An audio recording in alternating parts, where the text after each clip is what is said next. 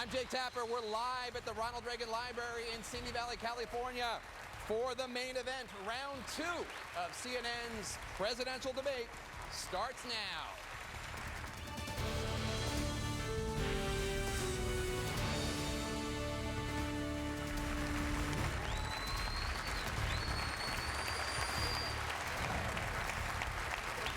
The 11 leading Republican candidates for president are at their podiums. They are ready to face off. And if you've been watching this race, you know anything could happen over the next few hours. To viewers who are just joining us, welcome to the Air Force One Pavilion of the Ronald Reagan Presidential Library. Our thanks to the staff here, and especially to former First Lady Nancy Reagan for this impressive setting with Ronald Reagan's presidential plane as our backdrop. This debate is airing on CNN networks in the United States and around the world. It's also being broadcast on the Salem Radio Network. I know everyone is very eager to get started, but first, I want to explain the ground rules tonight. My name is Jake Tapper. I'll be the moderator. I will be joined in the questioning by Salem Radio Network talk show host Hugh Hewitt. He worked in the Reagan administration for 6 years. And by CNN's chief political correspondent, Dana Bash. I will ask follow-up questions. I will attempt to guide the discussion. Candidates, I will try to make sure each of you gets your fair share of questions. You'll have 1 minute to answer and 30 seconds for follow-ups and rebuttals. I'll give you time to respond if you have been singled out for criticism. Our viewers should know that we have timing lights that are visible to the candidates to warn them when their time is up. These 11 Republicans are positioned on the stage based on their ranking in recent national polls. Our goal for this evening is a debate, a true debate, with candidates addressing each other in areas where they differ, where they disagree on policy, on politics, on leadership. Now, let's begin. I'd like to invite each candidate to take 30 seconds to introduce him or herself to our audience. First to you, Senator Paul. Well, good evening, everyone. I'm an eye surgeon from Bowling Green, Kentucky. My wife, Kelly, and I have been married for nearly 25 years, and I spend my days defending the Constitution and the Bill of Rights. I think there's nothing more important than understanding that the Constitution restrains government, not the people. Thank you. I'm Mike Huckabee. I'm delighted to be on this stage with some remarkable fellow Republicans. None of us are a self-professed socialist. None of us on this stage are under investigation for the FBI because we destroyed government records or because we leaked secrets. I know that there are some in the Wall Street to Washington axis of power who speak of all of us contemptuously. But I'm here to say that I think we are, in fact, the A-team. We have some remarkable people. And in fact, not only are we the A-team, we even have our own Mr. T, who doesn't mind saying about others, you're a fool. And I'm delighted to be here with all of these guys and would put any of them in an administration that I led. Thank you very much.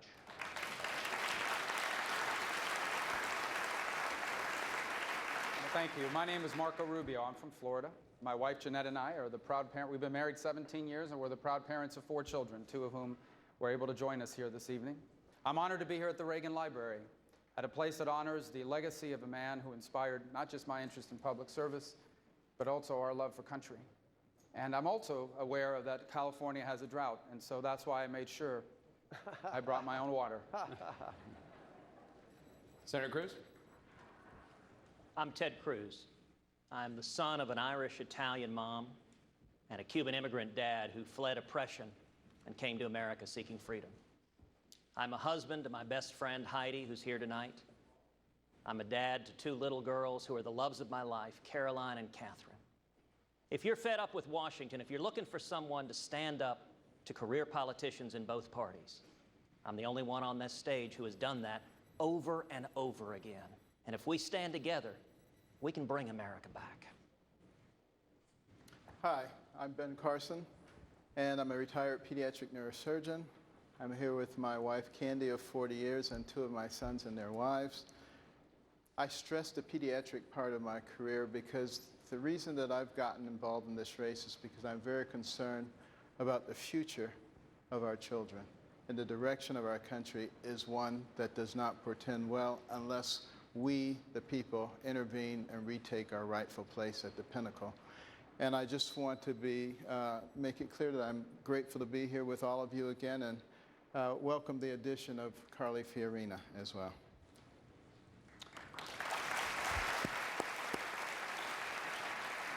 I'm Donald Trump. I wrote The Art of the Deal. I say not in a braggadocious way. I've made billions and billions of dollars dealing with people all over the world, and I want to put whatever that talent is to work for this country. So we have great trade deals. We make our country rich again. We make it great again. We build up our military. We take care of our vets. We get rid of Obamacare. And we have a great life all together. Thank you. Thank you.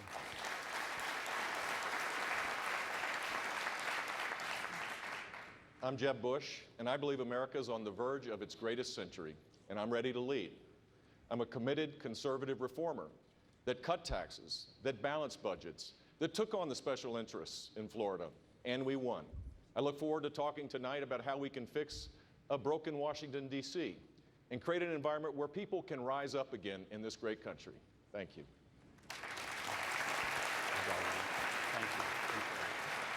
Good evening, I'm Scott Walker, and Tonette and I want to thank Mrs. Reagan and the Reagan Library for hosting us. You see, in my lifetime, the greatest president was a governor from California. Ronald Reagan knew how to go big and go bold. He understood the essence of moving this country forward, and that's what I did when I took on the status quo in my state and the Washington-based special interest. Now more than ever, America needs a leader who will go big and bold again, someone who's been tested. I'm ready to be that leader. Thank you.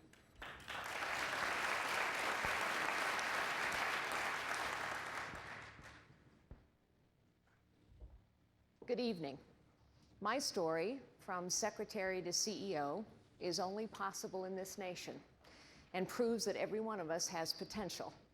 My husband, Frank, of 30 years, started out driving a tow truck for a family-owned auto body shop. We have come to a pivotal point in our nation's history where this nation's possibilities and potential are being crushed by a government grown so big, so powerful, so inept, so corrupt, and a political class that refuses to do anything about it. I am prepared to lead the resurgence of this great nation.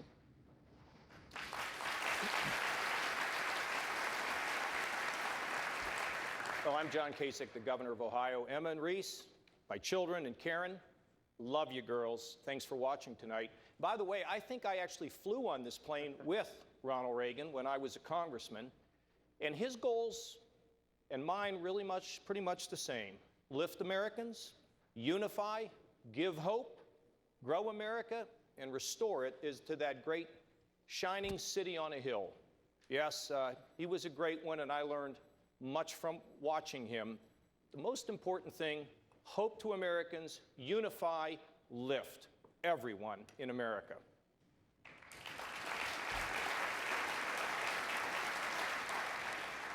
Hi, my name is Chris Christie, and I'd like you to take the camera off me and put it on the audience, because I'd like to ask all of you, how many of you, raise your hand, believe that in today's Barack Obama America, your children will have a better life than you've had? You see, that's why I'm running for president, because leadership is not about me, it's about our country. And what we talk about tonight is not about us, it's about the people in the audience tonight.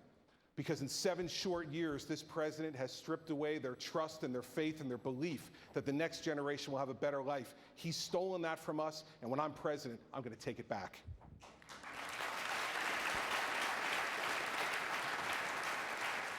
Thank you, one and all, for being here. There are many important policy issues facing our nation. We're going to get to many of them tonight, but I do want to start off with some current events in the news and also some of the comments that candidates have recently made on the campaign trail. Ms. Fiorina, I want to start with you. Fellow Republican candidate and Louisiana Governor Bobby Jindal has suggested that your party's frontrunner, Mr. Donald Trump, would be dangerous as president. He said he wouldn't want, quote, such a hothead with his finger on the nuclear codes. You as well have raised concerns about Mr. Trump's temperament. You've dismissed him as an entertainer. Would you feel comfortable with Donald Trump's finger on the nuclear codes? You know, I think Mr. Trump is a wonderful entertainer. He's been terrific at that business. I also think that one of the benefits of a presidential campaign is the character and capability, judgment and temperament of every single one of us is revealed over time and under pressure. All of us will be revealed over time and under pressure. I look forward to a long race. You didn't answer my question. Would you feel comfortable with Donald Trump's finger on the nuclear codes? It's an issue that one of your fellow candidates has raised. That's not for me to answer. It is for the voters of this country to answer. And I have a lot of faith in the common sense and good judgment of the voters of the United States of America. Mr. Trump? Well, first of all, Rand Paul shouldn't even be on this stage. He's number 11. He's got 1% in the polls, and how he got up here, there's far too many people. Anyway, as far as temperament, and we all know that, as far as temperament, I think I have a great temperament. I built a phenomenal business with incredible, iconic assets, one of the really, truly great real estate businesses. And I may be an entertainer because I've had tremendous success with #1 bestsellers all over the place, with The Apprentice and everything else I've done. But I will tell you this, what I am far and away greater than an entertainer is a businessman. And that's the kind of mindset this country needs to bring it back. Because we owe $19 trillion right now, $19 trillion. And you need this kind of thinking to bring our country back. And believe me, my temperament is very good, very calm, but we will be respected outside of this country. We are not respected now. Senator Paul, your name has been invoked. I kind of have to laugh when I think, sounds like a non sequitur. He was asked whether or not he would be capable and it would be in good hands to be in charge of the nuclear weapons, and all of a sudden there's a sideways attack at me. I think that really goes to the judgment. Do we want someone with that kind of character, that kind of careless language to be negotiating with Putin? Do we want someone like that to be negotiating with Iran? I think really there's a sophomoric quality that is entertaining about Mr. Trump. But I am worried. I'm very concerned about having him in charge of the nuclear weapons, because I think his response, his visceral response to attack people on their appearance, short, tall, fat, ugly, my goodness, that happened in junior high. Are we not way above that? And would we not all be worried to have someone like that in charge of the nuclear arsenal? Mr. Trump? I never attacked him on his look, and believe me, there's plenty of subject matter right there. That I can tell you. But Jake, I want to give Mr. Trump. Mr. Trump, I want to give you another chance. Mr. Trump, I want to give you a chance to respond to something that your rival to your left, Governor Bush, said. Governor Bush told me last week, when I read him the quote from Governor Jindal, that he agrees you're not a serious candidate. Tell Governor Bush why you are a serious candidate and what your qualifications are to be commander-in-chief. I've actually been in politics all my life, although I've been on that side as opposed to this side. I'm now a politician for about 3 months. Obviously, I'm doing pretty well. I'm #1 in every polls by a lot. But the qualification is that I've dealt with people all over the world, been successful all over the world. Everything I've done virtually has been a tremendous success. When markets changed, when things turned, I heard Governor Pataki, who, by the way, was a failed governor in New York, a very seriously failed. He wouldn't be elected dog catcher right now. I heard what he had to say. And I will tell you this, Atlantic City, I made a tremendous amount of money in Atlantic City. I left 7 years ago. I've gotten great credit for my timing, and that's what I'm all about. I'm a businessman, did really well, and Jeb, what I want to do is put that ability into this country to make our country rich again. And I can do that, and I'm not sure that anybody else in the group will be able to do that. Governor Bush, would you be comfortable with Donald Trump's finger on the nuclear codes? I think the voters will make that determination, but what I know to be true is that the next president of the United States is going to have to fix an extraordinarily difficult situation. This administration, with President Obama and Hillary Clinton, has created insecurity, the likes of which we never would have imagined. There's not a place in the world where we're better off today than 6.5 years ago. And that requires a steadiness. That requires an understanding of how the world works. That requires an understanding and appreciation of American leadership in the world. You can't just, talk about this stuff and insult leaders around the world and expect a good result. You have to do this with a steady hand, and I believe I have those skills. Jake, this is what's wrong with this debate. We're not talking about real issues. And Mr. Trump, we don't need an apprentice in the White House. We don't need an apprentice in the White House. We have one right now. He told us all the things we wanted to hear back in 2008. We don't know who you are or where you're going. We need someone who can actually get the job done. And you talked about business. Well, in Wisconsin, let me finish. Excuse me. No, let me talk about in this. Wisconsin, you're losing $2.2 billion right now. You're using I would do so much better than that. Mr. Trump, you're using the talking points of the Democrats. And as we all know, that I'm using failed facts. 3 times in 4.5 years when I got elected, because it is working. We balanced the budget. You want to talk about balanced budgets? You took 4 major projects into bankruptcy over and over and over again. You can't take America into bankruptcy. That's what's wrong with the politicians in Washington right now. They think we can take a country into bankruptcy. Every major business leader has used I never went bankrupt, by the way, as you know, everybody knows. But out of hundreds of companies, hundreds of deals, I've used the law 4 times, made a tremendous thing. I'm in business. I did a very good job. But I will say this, and people are very, very impressed with what I've done to business people.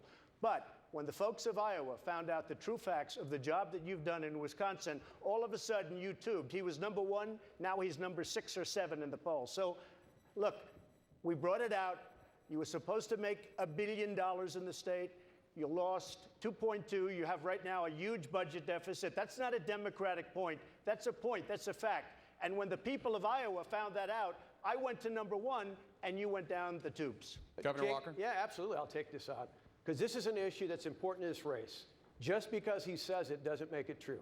The facts are the facts. We balanced a $3.6 billion budget deficit.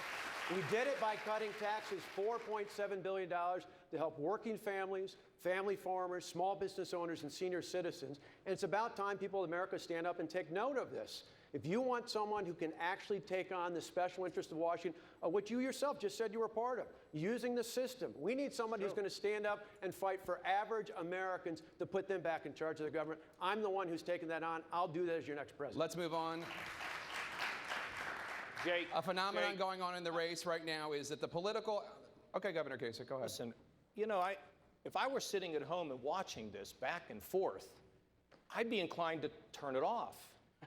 I mean, people at home want to know across this country, they want to know what we're going to do to fix this place, how we're going to balance a budget, how we're going to create more economic growth, how we're going to pay down the debt, what we're going to do to strengthen the military. So we've just spent 10 minutes here. We have a lot of issues coming up, But sir. wait a minute, with a lot of ad hominem. Now, I know that it may be buzzing out there, but I think it's important we get to the issues, because that's what the people want, and they don't want all this fighting.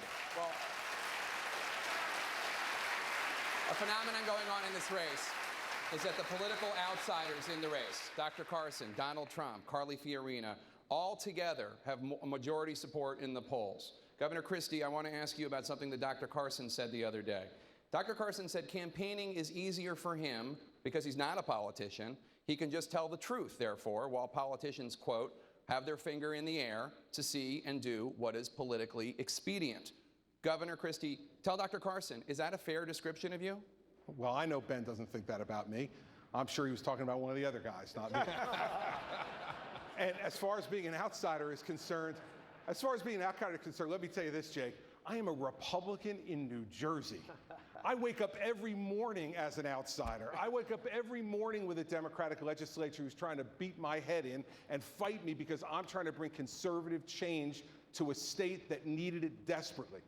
And so everyone can talk up here about their credentials, but the bottom line is every morning I get up, I vetoed 400 bills from a crazy liberal Democratic legislature. Not one of them has been overridden.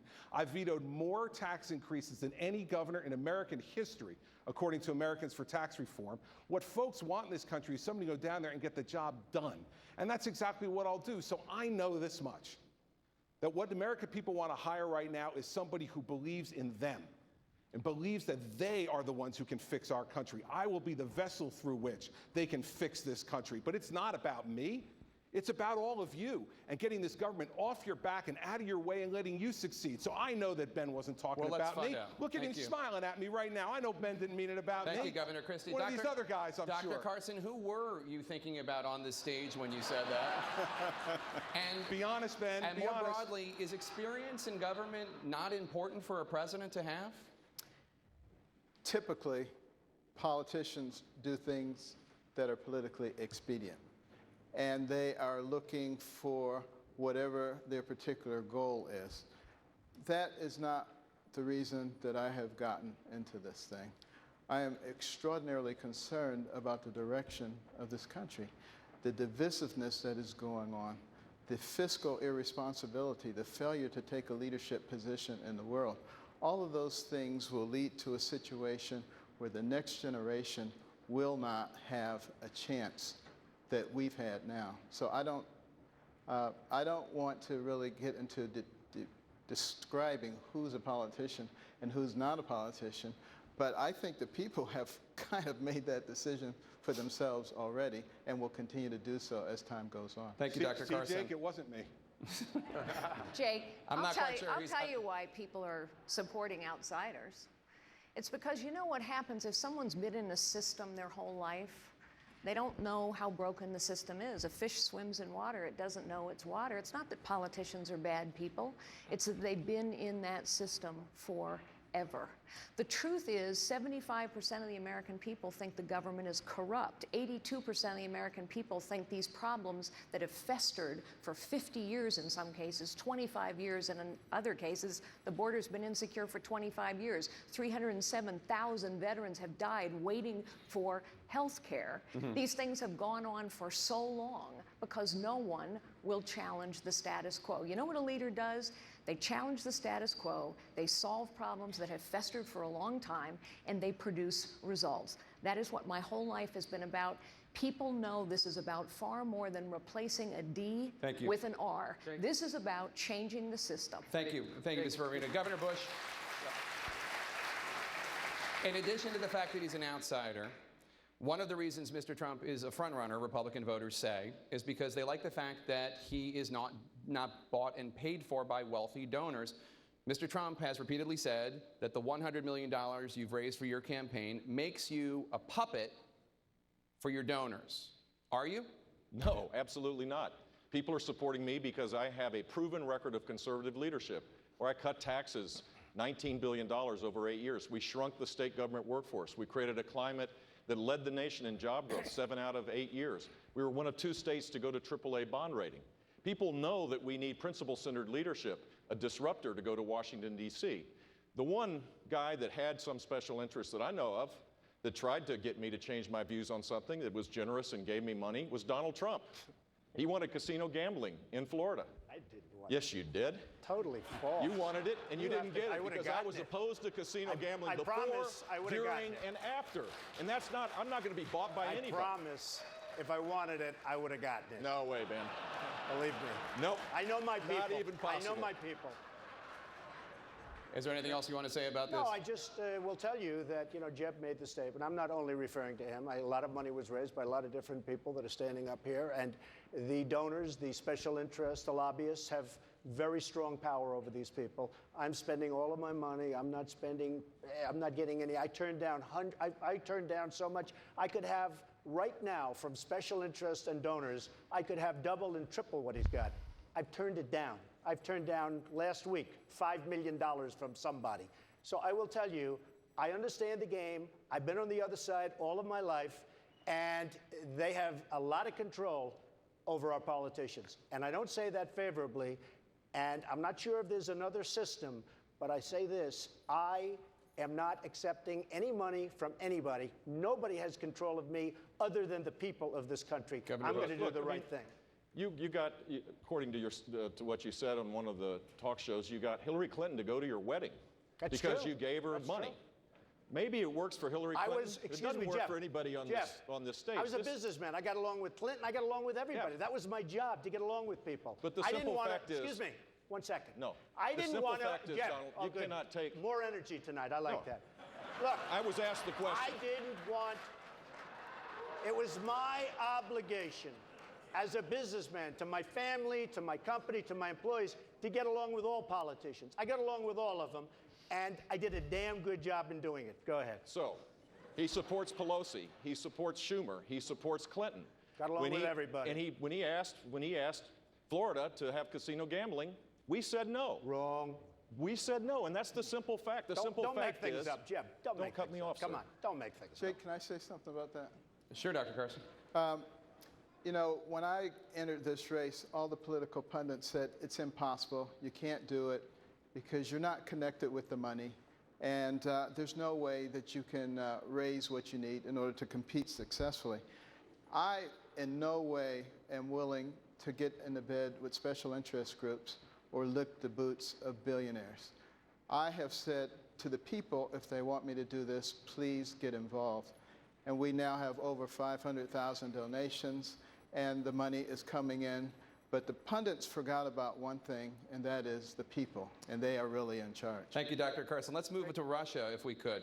Russia is sending troops and tanks into Syria right now to prop up a U.S. enemy, Bashar al-Assad. President Obama's incoming top general says, quote, Russia presents the greatest threat to our national security.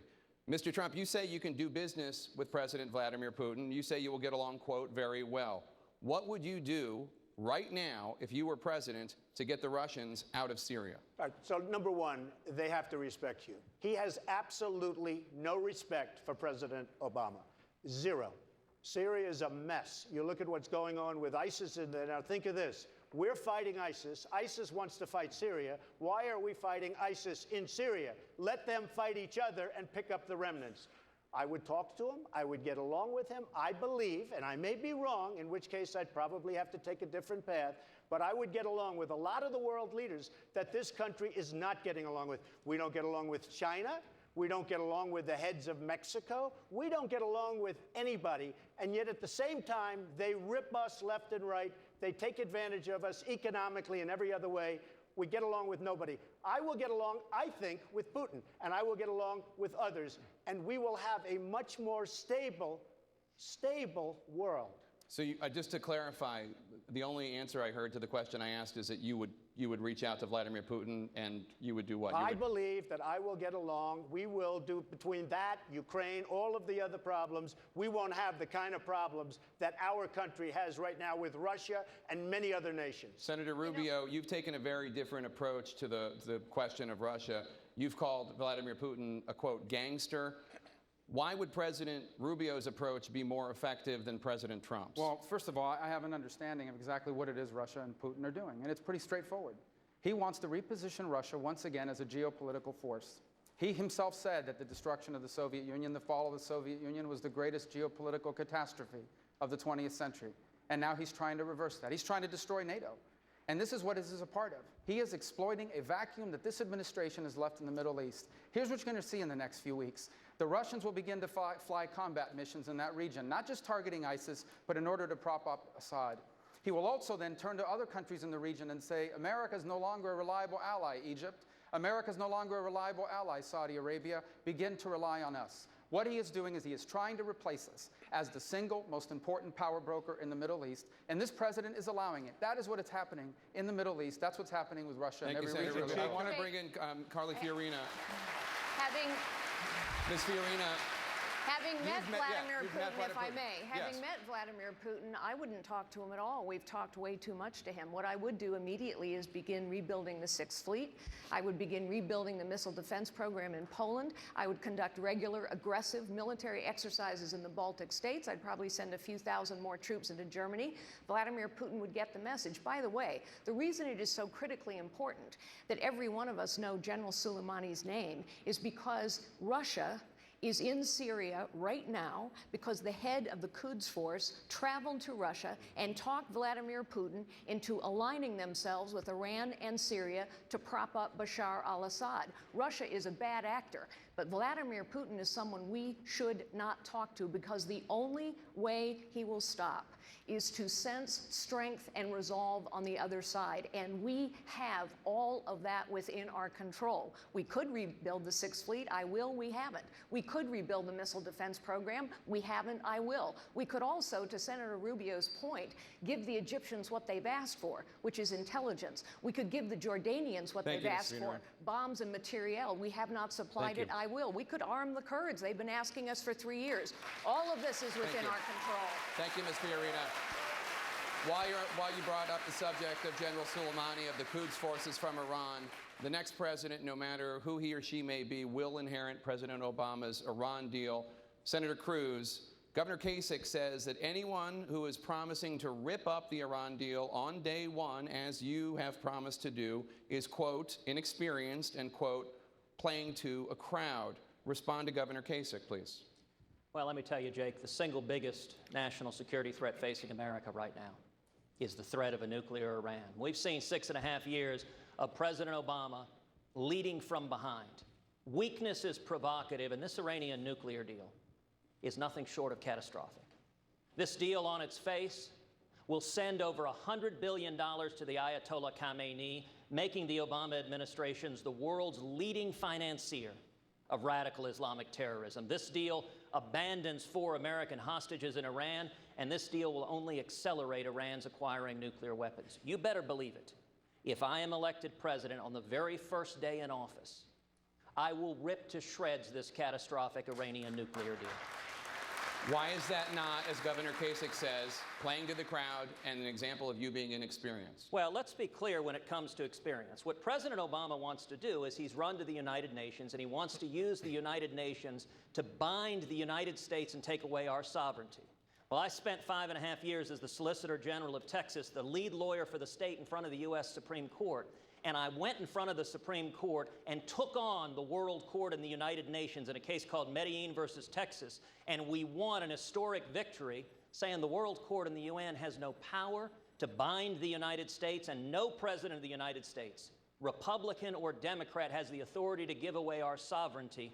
And so if there's anyone up here who would be bound by this catastrophic deal with Iran, they're giving up the core responsibility of Commander-in-Chief.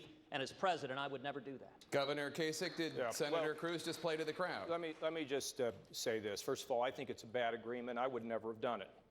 But you know, a lot of our problems in the world today is that we don't have the relationship with our allies. If we want to go everywhere alone, we will not have the strength as if we can rebuild our relationships with our allies. Now, this agreement, we don't know what's going to happen in 18 months. I served on the Defense Committee for 18 years.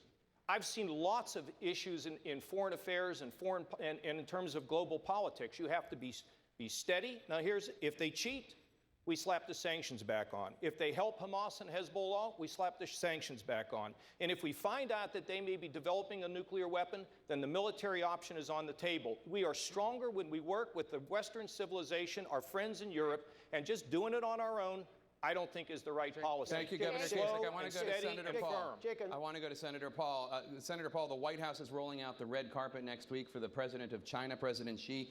Governor Walker says that President Obama should cancel the state dinner because of China's currency manipulation and because of China's alleged cyber attacks against the United States. Is Governor Walker right? I think this goes back to essentially what we've been saying for the last 2 or 3 questions. Carly Fiorina also said, we're not going to talk with Putin. Well, think if Reagan had said that during the Cold War. We continued to talk with the Russians throughout the Cold War, which is much more significant than where we are now. Should we continue to talk with Iran? Yes. Should we cut up the agreement immediately? That's absurd. Wouldn't you want to know if they've complied? Now, I'm going to vote against the agreement because I don't think there's significant leverage, but it doesn't mean that I would immediately not look at the agreement and cut it up without looking to see whether Iran is complying. The same goes with China. I don't think we need to be rash. I don't think we need to be reckless. And I think we need to leave lines of communication open. Often we talk about whether we should be engaged in the world or disengaged in the world. And I think this is an example of some who want to isolate us, actually, and not be engaged. We do need to be engaged with Russia. It doesn't mean we give them a free pass or China a free pass. But to be engaged means to continue to talk. We did throughout the Cold War, and it'd be a big mistake not to do it. Governor Walker, Senator Paul seemed to suggest that canceling the state dinner would be rash and reckless. No, two parts to that. One on China, one back for a second on Iran. When it comes to China, why would we be giving an official state visit to a country that's been involved in a massive cyber attack against the United States? That's not just a visit. That's a 21-gun salute in the South Lawn of the White House. It just doesn't make any sense. If we're ever going to send a message to them, wouldn't this be the time when they issued this sort of massive attack against us? And Jake, for the question, I was one of the first ones to call for terminating the bad deal with Iran on day one. The president came after me and said, I need to bone up. You know, the president who called ISIS the JV squad said, I need to bone up. The reality is it's a bad deal on day one, and it's a bad deal because this president has allowed Iran to go closer and closer. I'd love to play cards with this guy, because Barack Obama folds on everything with Iran. We need a leader who's going to stand up and actually show some teeth. Governor Bush, your father was the chief diplomatic envoy to China back when Nixon opened relations to China. Is Scott Walker's approach the right one, canceling the state dinner? No, I don't think so, but we need to be strong against China. We should use offensive tactics as it relates to cybersecurity to send a deterrent signal to China. There should be stiffer sanctions than what President Obama has proposed. There's many other tools that we have without canceling a dinner. That's not going to change anything, but we can be much stronger as it relates to that. And as it relates to Iran, it's not a strategy to tear up an agreement. A strategy would be, how do we confront Iran? And the first thing that we need to do is to reestablish our commitment to Israel, which has been tattered by this administration, and make sure that they have the most sophisticated weapons to send a signal to Iran that we have Israel's back. If we do that, it's going to create a healthier deterrent effect than anything else I can think of. I want to turn to Governor Huckabee, who has been very patient. Somebody had to be 11th, and he is. But I do want to change the subject to the event that you had a meeting. I would certainly love to get in on this. Well, you can use your minute however you want, but I want to ask this question. Waiting, and I'm going to just say this about Iran. All right, sir, go ahead. Because I think it is incredibly important. This is really about the survival of Western civilization. This is not just a little conflict with a Middle Eastern country that we've just now given over $100 billion to. The equivalent in U.S. terms is $5 trillion. This threatens Israel immediately. This threatens the entire Middle East, but it threatens the United States of America. And we can't treat a nuclear Iranian government as if it is just some government that would like to have some power. This is a government that for 36 years has killed Americans. They've kidnapped Americans. They've maimed Americans. They have sponsored terrorist groups, Hamas and Hezbollah. And they threaten the very essence of Western civilization. To give them this agreement that the president treats like the Magna Carta, but the Iranians treat it like it's toilet paper. And we must simply make it very clear that the next president, one of us on this stage, will absolutely not honor that agreement and will destroy it and will be tough with Iran, because otherwise we put every person in this world in a very dangerous place. Jake, okay. I'd like a We're gonna turn now to Hugh Hewitt from Salem Radio Network. Thank you, Jake. Mr. Trump, 2 years ago, President Obama drew a red line that the Syrian dictator Bashar Assad crossed. President Obama threatened to strike. He did not. His knees buckled. We now have 4 million refugees. Syria is a living hell. And he turned to the Congress for the authority to back him up. You have 3 senators to your right who said no. Do they bear responsibility for this refugee crisis? And what would you have done when Bashar Assad crossed that line? Number one, I wouldn't have drawn the line, but once he drew it, he had no choice but to go across. They do bear some responsibility, but I think he probably didn't do it not for that reason. Somehow he just doesn't have courage. There's something missing from our president. Had he crossed the line and really gone in with force and done something to Assad, if he had gone in you with tremendous force, you wouldn't have millions of people displaced all over the world. How much responsibility, Mr. Trump, did the senators hold? I think they had a responsibility, absolutely. I think we have 3 of them here. Senator Rubio? I think they had a responsibility, yes. Let me tell you, we have zero responsibility, because let's remember what the president said. He said the attack that he was going to conduct was going to be a pinprick. Well, the United States military was not built to conduct pinprick attacks. If the United States military is going to be engaged by a commander-in-chief, it should only be engaged in an endeavor to win. And we are not going to authorize use of force if you're not putting men and women in a position where they can win. And quite frankly, people don't trust this president as commander-in-chief because of that. Senator Paul.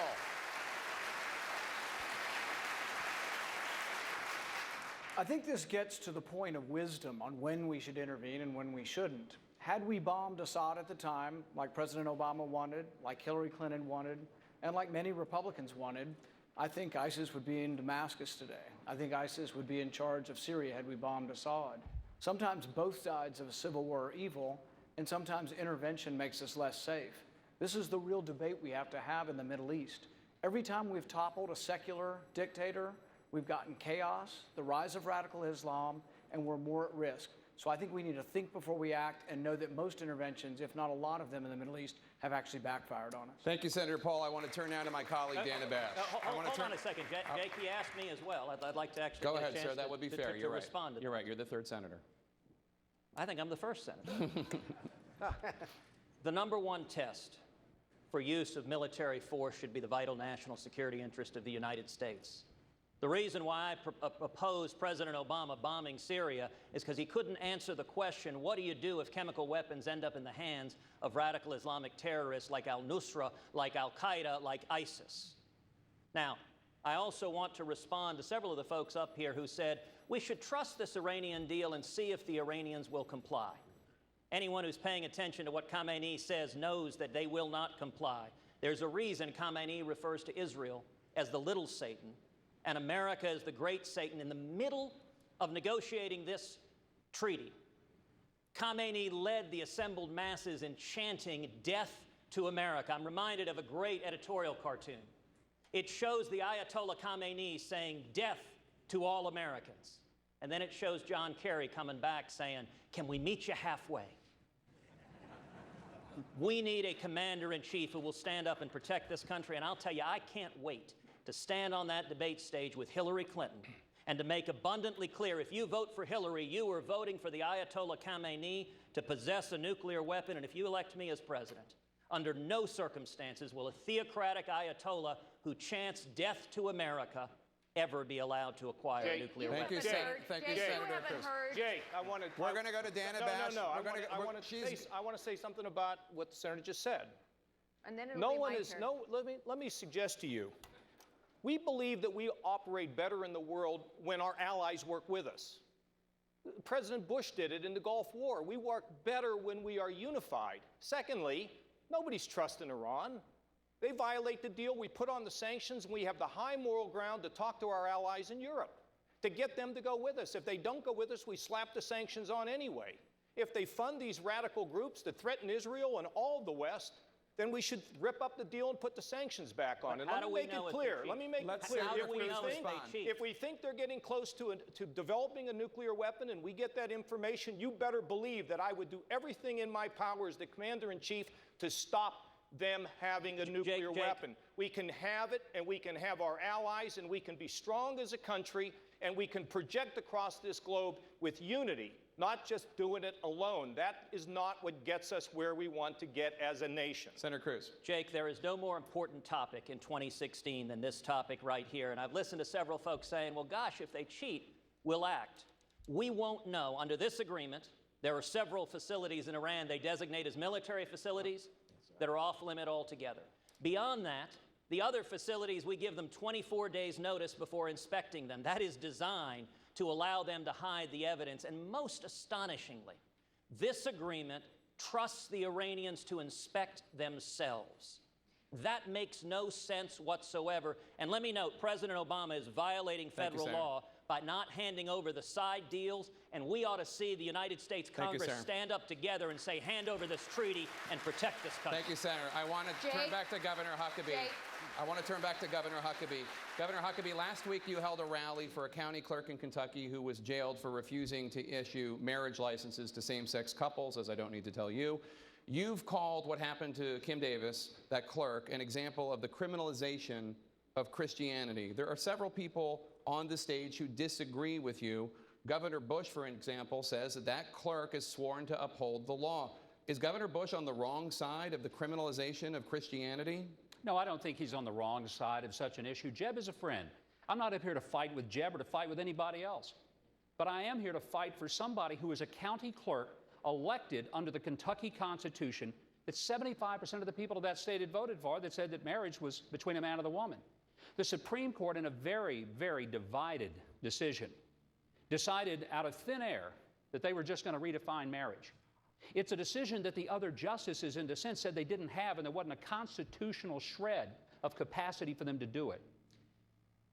I thought that everybody here passed ninth grade civics. The courts cannot legislate. It's what Roberts said, but heck, it's what we learned in civics. The courts can't make a law. They can interpret one, they can review one. They can't implement it, they can't force it. But here's what happened. Because the courts just decided that something was going to be, and people relinquished it, and the other two branches of government sat by silently, I thought we had three branches of government. They were all equal to each other. We had separation of powers, and we had checks and balances. If the court can just make a decision and we just all surrender to it, we have what Jefferson said was judicial tyranny. The reason that this is a real issue that we need to think about. Thank you, Governor. No, let me finish this one thought, Jake. I haven't gotten that much time, so I'm going to take just what little I can here. We made accommodation to the Fort Hood shooter to let him grow a beard. We made accommodations to the detainees at Gitmo. I've been to Gitmo, and I've seen the accommodations that we made to the Muslim detainees who killed Americans. You're telling me that you cannot make an accommodation for an elected Democrat county clerk from Rowan County, Kentucky? What else is it other than the criminalization of her faith and the exaltation of the faith of everyone else who might be a Fort Hood shooter or a detainee at Gitmo? Well, I'm not telling you that, Governor, but Governor Bush is, because he disagrees. He thinks that Kim Davis swore to uphold the wall. You disagree. You're not. You don't I believe think that? you're not stating my views right. Okay, please do. I Please think share. there needs to be accommodation for someone acting on their faith. Religious conscience is a first freedom. It's a powerful part of our Bill of Rights. And in a big, tolerant country, we should respect the rule of law, allow people in this country. I was opposed to the decision, but you can't just say, well, gays can't get married now. But this woman, there should be some accommodation for her conscience, just as there should be for people that are florists that don't want to participate in weddings, or bakers. A great country like us should find a way to have accommodations for people so that we can solve this problem in the right way. This should be solved at the local level. You did, and so we do agree, Mike. Well, I think I was Governor, you said, Mr. Tepper here. Governor, you said, quote, she is sworn to uphold the law. She is, and so if she, based on conscience, can't sign that marriage license, then there should be someone in her office to be able to do it. And if the law needs to be changed in the state of Kentucky, which is what she's advocating, it should be changed. Let me go to my colleague Dana Bash, who has a question. Governor Kasich, Senator Cruz is so committed to stripping federal funds from Planned Parenthood that it could result in shutting down the federal government in just about 2 weeks. Do you agree with Senator Cruz's tactic? Well, I agree that we should defund Planned Parenthood. I don't know many people in America that don't think that we should. And in my state, we're trying to figure out how to get it done because we are threatened with the federal government taking all of our Medicaid money away. I think there's a way to get this done by giving governors the ability to be able to act to defund Planned Parenthood. But when it comes to closing down the federal government, we got to be very careful about that. When we shut the government down, if we have a chance of success, and it's a great principle, yes, the President of the United States is not going to sign this. And all we're going to do is shut the government down, and then we're going to open it up, and American people are going to shake their heads and say, what's the story with these Republicans? So I think there is a way to get to cutting off the funding for Planned Parenthood. I was in the Congress for 18 years, balanced the budget, cut taxes, got it done, changed welfare, went around the president to get welfare reform done. There are ways to do it without having to shut the government down, but I'm sympathetic to the fact that we don't want this organization to get funding, and the money ought to be reprogrammed for family planning in other organizations that don't support this tactic. But I would not be for shutting the government down because I don't think it's going to work out. Thank you. Senator Cruz, I would just add that on this stage not that long ago, Senator Graham said that this tactic that you're pushing would tank the Republicans' ability to win in 2016. Well, let me tell you, Dan, number one, I'm proud to stand for life. These Planned Parenthood videos are horrifying. I would encourage every American to watch these videos.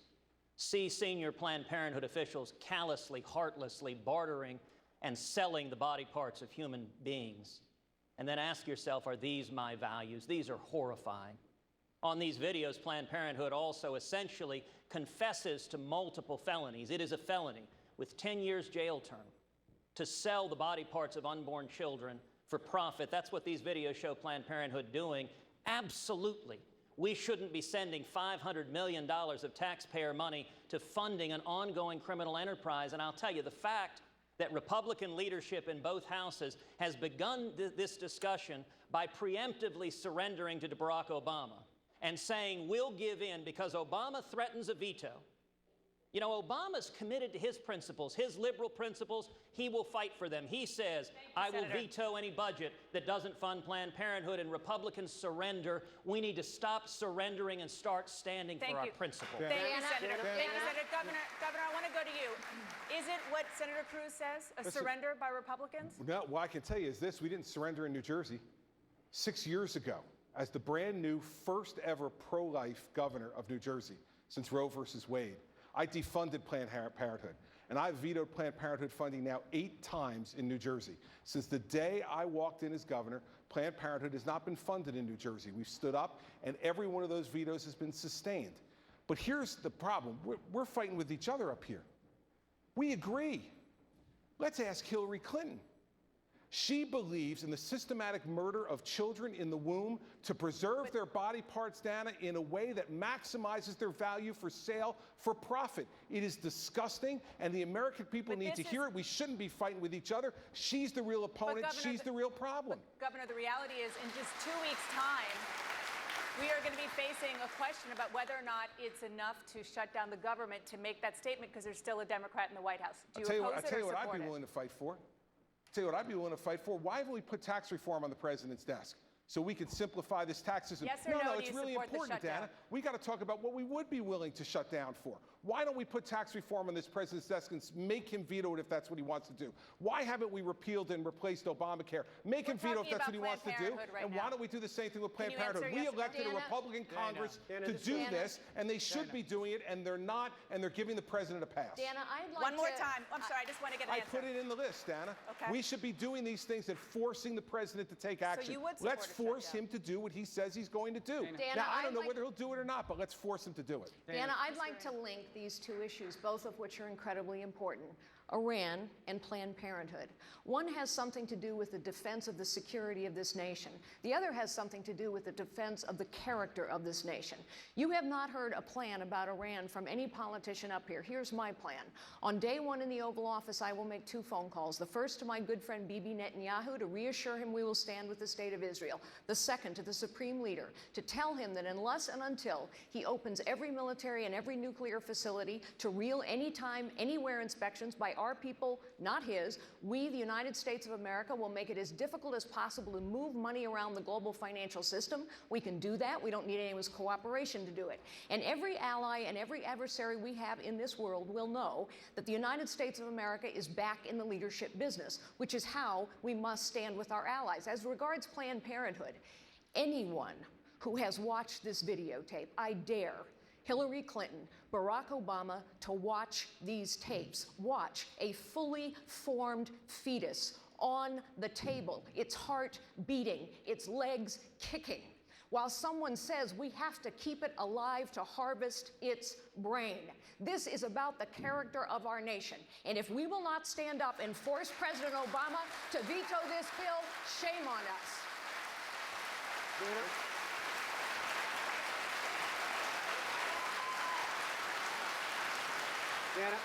I want to continue on the subject. Governor Bush, you recently said while discussing Planned Parenthood, quote, "You're not sure we need $500 million for women's health issues." Now, you since said that you misspoke. You didn't mean to say women's health issues, but Donald Trump said that quote, that comment, which Hillary Clinton did seize upon immediately, will haunt you the same way Mitt Romney's 47% video haunted him. Tell Donald Trump why he's wrong. Well, he's wrong on a lot of things, but on this he's wrong because I'm the most pro-life governor on this stage.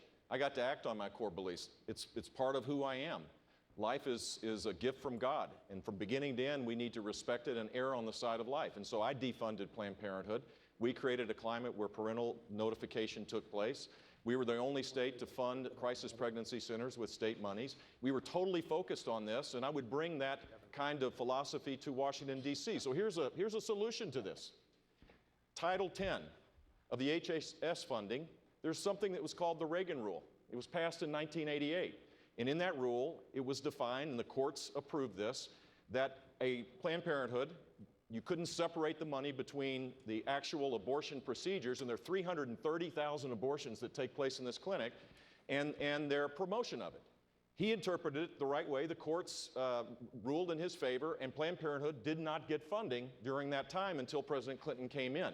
When I'm elected president, we will restore that interpretation of Title 10, and this deal will be finished. Thank you, Governor Bush. Donald Trump, let me just the quote was, "I'm not sure we need $500 million for women's health issues." He said he misspoke. You said that that's going to haunt him. Why do you think that? I think it's a terrible statement. I think it's going to haunt him absolutely. He came back later and he said he misspoke. There was no question because I heard when he said the statement. I was watching and he said the statement and I said, wow, I can't believe it. I will take care of women. I respect women. I will take care of women. One thing we will say, and I would like to get back to the Iran situation. We're talking about Iran. The agreement was terrible. It was incompetent. I've never seen anything like it. One of the worst contracts of any kind I've ever seen. And nobody ever mentions North Korea, where you have this maniac sitting there, and he actually has nuclear weapons, and somebody better start thinking about North Korea and perhaps a couple of other places, but certainly North Korea. And Ted and I have spoken, a lot of us have spoken. We're talking about Iran. They're bad actors, bad things are gonna happen, but in the meantime, you have somebody right now in North Korea who's got nuclear weapons and who is saying almost every other week, I'm ready to use them, and we don't even mention it. Governor Bush? There are 13,000 community-based organizations that provide health services to women. 13,000 in this country. I don't believe that Planned Parenthood should get a penny from the federal government. Those organizations should get funding, just as I increased funding when I was governor of the state. That's the way you do this, is you improve the condition for people. And Donald, when I was governor, we also increased the opportunities for women. Women's income grew 3 times faster than national average when I was governor. So why did you say it? Why did you say it? I know, but why did you say it? I heard it myself. Why did you say child support. We increased child support. You said you're going to cut funding for women's health issues. You said it. Record. I have yeah, a proven except you record. said it. I want to. We're going to get to. Jake, just one more. There's something bigger to this. Now, I'm like some of the other governors here. I defunded Planned Parenthood 4.5 years ago in a blue state.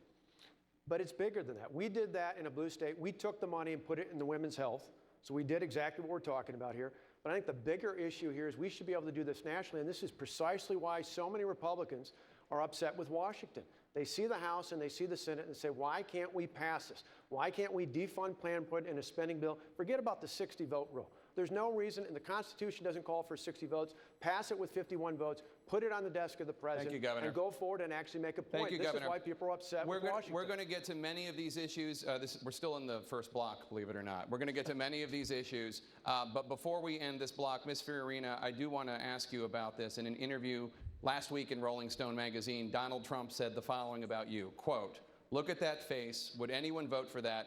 Can you imagine that, the face of our next president?" Mr. Trump later said he was talking about your persona, not your appearance.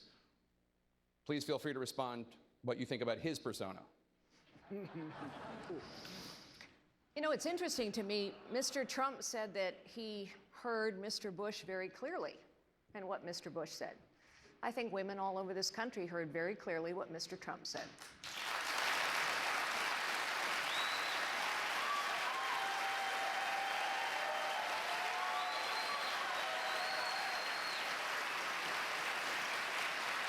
I think she's got a beautiful face, and I think she's a beautiful woman. All right, on that note, in less than 2 minutes, we're going to take a very quick break. In less than 2 minutes, the most contentious issue on the campaign trail, and the candidates on the stage are split over how to handle it. That's coming up next. Please give some applause to the candidates.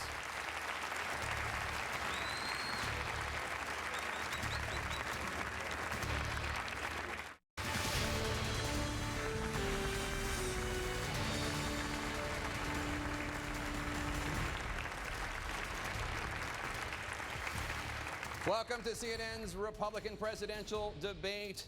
No topic, perhaps, has been more combustible in this campaign than the issue of immigration. Mr. Trump, you have called for deporting every undocumented immigrant. Governor Christie has said, quote, "There are not enough law enforcement officers, local, county, state, and federal, combined to forcibly deport 11 to 12 million people." Tell Governor Christie how much your plan will cost and how you will get it done. Correct. First of all, I want to build a wall that works. So important, and it's a big part of it. Second of all, we have a lot of really bad dudes in this country from outside, and I think Chris knows that maybe as well as anybody. They go, if I get elected, first day, they're gone. Gangs all over the place, Chicago, Baltimore, no matter where you look. We have a country based on laws. I will make sure that those laws are adhered to. These are illegal immigrants. I don't think you'd even be asking this question if I didn't run. Because when I ran, and I brought this up at my opening remarks at Trump Tower, I took heat like nobody has taken heat in a long time. And then they found out with the killing of Kate from San Francisco and so many other crimes, they found out that I was right. And most people, many people, apologized to me. I don't think you'd even be talking about illegal immigration if it weren't for me. So, we have a country of laws. They're going to go out, and they'll come back, if they deserve to come back. If they've had a bad record, if they've been arrested, if they've been in jail, they're never coming back. We're going to have a country again. Right now, we don't have a country, we don't have a border, and we're going to do something about it. And it can be done with proper management, and it can be done with heart. Governor Christie, you and I have talked about this in an interview. You say that his big wall, his plan to deport 11 to 12 million undocumented immigrants, it sounds great, but it's never going to happen. Tell him why you're skeptical of his plans. Well, first off, Jake, I don't yield to anybody on how to enforce the law. I'm the only person on the stage who spent 7 years as the United States Attorney after September 11th. And I know how to do this. The fact is, though, that for 15,000 people a day to be deported every day for 2 years is an undertaking that almost none of us could accomplish given the current levels of funding and the current number of law enforcement officers. But here's what we need to do, and I think this is where Donald is absolutely right.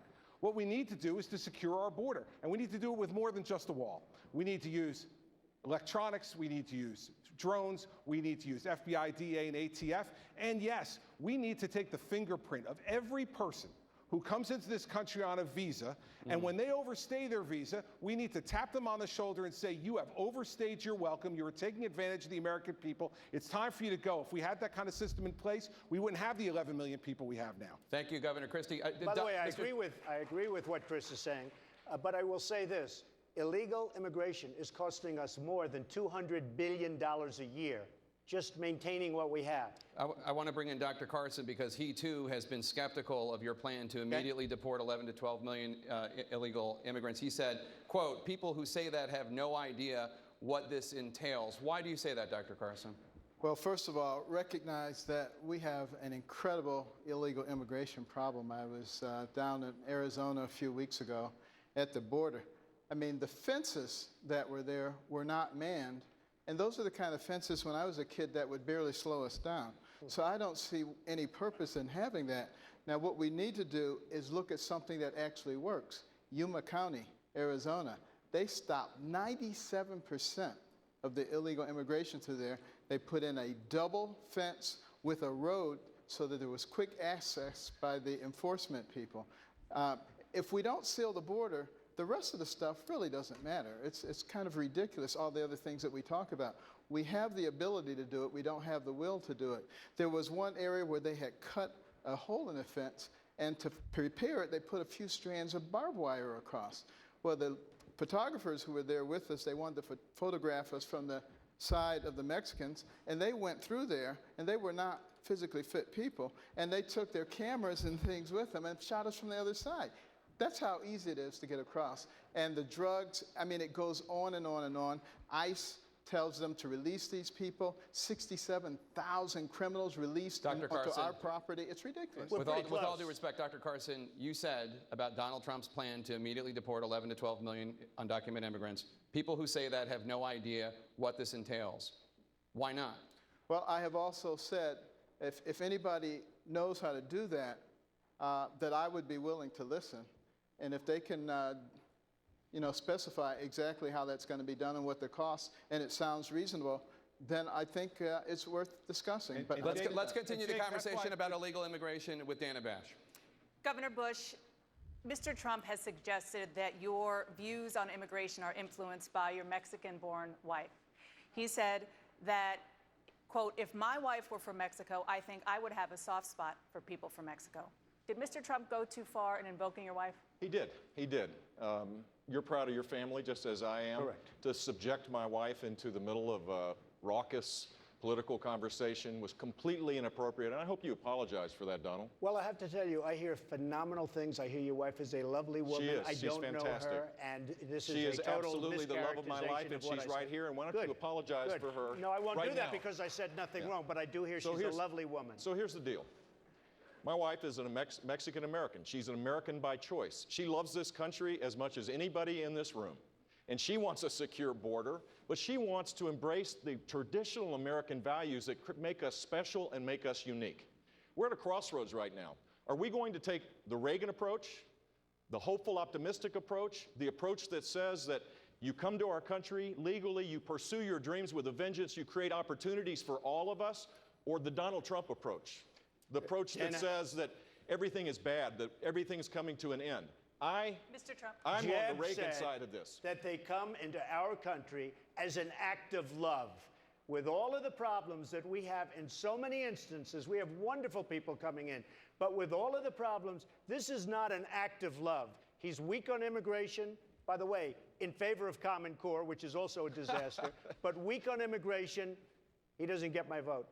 Dana, with all Mr. due Trump, respect to Mr. Mr. Trump, immigration did not come up in 2016 because Mr. Trump brought it up. We talked about it in 2012. We talked about it in 2008. We talked about it in Not with this 2004. intensity. We have been talking about it for 25 years. This is why Ms. people Fiorina, are Ms. tired Fiorina, of we're going to come to you. politicians. We're going to come to you. I just want to get Governor Bush a chance to respond to what Mr. Trump Look, said. first of all, I wrote a book about this 4 years ago now. And I laid out a comprehensive conservative approach for immigration reform. And it does require securing the border. No one disagrees with that. But to build a wall and to deport people, 500,000 a month, would cost hundreds of billions of dollars, Donald. Hundreds of billions of dollars. It would destroy community life. It would tear families apart. And it would send a signal to the rest of the world that the United States Trump, values that are so important for our long-term success no longer matter in this country.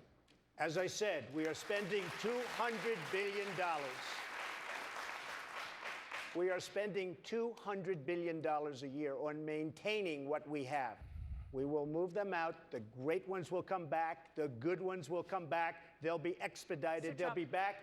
They'll come back legally.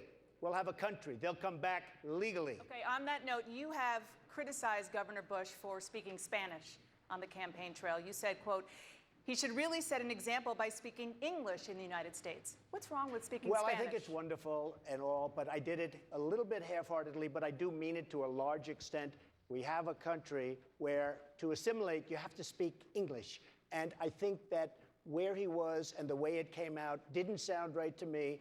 We have to have assimilation. To have a country, we have to have assimilation. I'm not the first one to say this, Dana. We've had many people over the years, for many, many years, saying the same thing. This is a country where we speak English, not Spanish. Well, I've been speaking English here tonight, and I'll keep speaking English, but the simple fact is if a high school kid asked me a question in Spanish, a school, by the way, a voucher program that was created under my watch, the largest voucher program in the country, where kids can go to a Christian school, and they ask me a question in Spanish, I'm going to show respect and answer that question in Spanish, even though they do speak English, and even though they embrace American values. This was a reporter, not a high school kid, by the way. Dana, I agree that English is the unifying language of our country, and everyone should learn to speak it. It's important.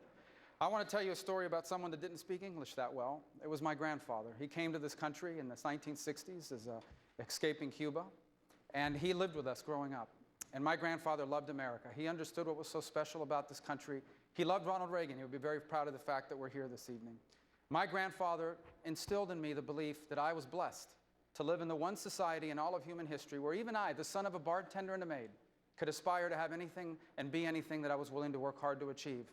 But he taught me that in Spanish because it was the language he was most comfortable in. And he became a conservative even though he got his news in Spanish.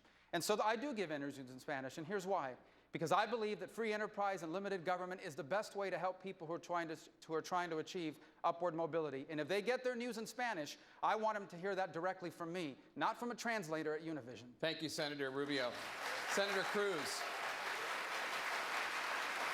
Senator Cruz, this week we learned more about Dr. Carson's plan for the 11 to 12 million undocumented immigrants in this country. Dr. Carson proposed giving these undocumented immigrants a 6-month grace period to pay back taxes, then to let them become guest workers, and only to deport people who fail to do that. Not exactly what I said. Well, how would you say it, sir? I was just reading the Wall Street Journal quote, but please tell us. Well, what I said, after we seal the borders, after we turn off the spigot that dispenses all the goodies, so we don't have people coming in here, including employment, that people who had a pristine record, we should consider allowing them to become guest workers primarily in the agricultural sphere, because that's the place where Americans don't seem to want to work. That's what I said. And they have a 6-month period to do that. If they don't do it within that time period, then they become illegal and as illegals, they will be treated as such. Okay, from the horse's mouth. Senator Cruz, does that fit your definition of amnesty? Well, Jake, you know, I'm very glad that Donald Trump's being in this race has forced the mainstream media finally to talk about illegal immigration. I think that's very important. I like and respect Ben Carson. I'll let him talk about his own plans. But I will say this, the natural next question that primary voters are asking after we focus on illegal immigration is, okay, what are the records of the various candidates? And this is an issue on which there are stark differences. A majority of the men and women on this stage have previously and publicly embraced amnesty. I am the only candidate on this stage who has never supported amnesty, and in fact, who helped lead the fight to stop a massive amnesty plan in 2013 when Barack Obama and Harry Reid joined the Washington Republicans in a massive amnesty plan. I stood shoulder to shoulder with Jeff Sessions helping lead the fight. You know, folks here have talked about how do you secure the borders. Well, I've been leading the fight in the Senate to triple the Border Patrol, to put in place fencings and walls, to put in place a strong biometric exit entry system. Thank you, Senator. Senator Rubio, I'm not sure exactly. We'll come back to you. We'll come back to you in 1 second, sir. Yeah. But Senator Rubio, I'm not sure exactly whose plan he's saying as constitutes amnesty, but I know he has said it about your plan in the past, so I want to give you a chance to respond. Then Dr. Carson will come to you. Okay. Well, let me say that illegal immigration is not an issue I read about in the newspaper. Immigration, illegal immigration, all the good aspects of immigration, and all the negative ones as well, I live with. My family's immigrants. My neighbors are all immigrants. My in-laws are all immigrants. So I've seen every aspect of it. And I can tell you America doesn't have one immigration problem, it has three. First, despite the fact that we are the most generous country in the history of the world on allowing people to come here legally, we have people still coming illegally. Second, we have a legal immigration system that no longer works. It primarily is built on the basis of whether or not you have a relative living here instead of merit. And third, we have 11 or 12 million people, many of whom have been here for longer than a decade, who are already here illegally. And we must deal with all three of these problems. We cannot deal with all three of these problems in one massive piece of legislation. I learned that. We tried it that way. Here's the way forward. First, we must secure our border, the physical border with a wall, absolutely, but we also need to have an entry-exit tracking system. 40% of the people who come here illegally come illegally, and then they overstay the visa. We also need a mandatory E-Verify system. After we've done that, step 2 would be to modernize our legal immigration system. So you come to America on the basis of what you can contribute economically, not whether or not simply you have a relative living here. And after we've done those two things, I believe the American people will be very reasonable and responsible about what you do with someone who's been here and isn't a criminal. If you're a criminal, obviously you will not be able to stay. Thank you, Senator. Dr. Carson, I want to give you 30 seconds. I'd like you to answer the question.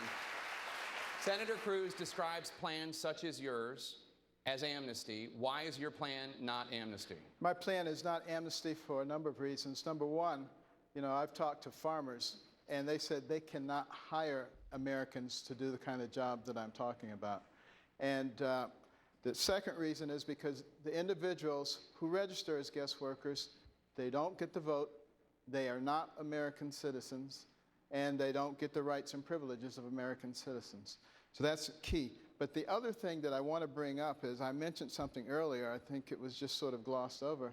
I talked about the success in Yuma County. I mean, incredible success. And the Department of Justice said, no, we don't want to do that. That's too successful. We don't have to keep reinventing the wheel. All we have to do is look at things that work. All we have to do is use a little common sense. Thank you, Dr. Carson. I want to talk about the issue of birthright citizenship, which has emerged since the first debate as a major issue in this campaign. Mr. Trump, you say that babies born in the United States to undocumented immigrants should not any longer get automatic American citizenship. Ms. Fiorina says that you are pandering on this issue and acting like the politicians that you rail against. What's your message to Ms. Fiorina on birthright citizenship? Well, first of all, the 14th Amendment says very, very clearly to a lot of great legal scholars, not television scholars, but legal scholars, that it is wrong. It can be corrected with an act of Congress, probably doesn't even need that. A woman gets pregnant. She's 9 months. She walks across the border.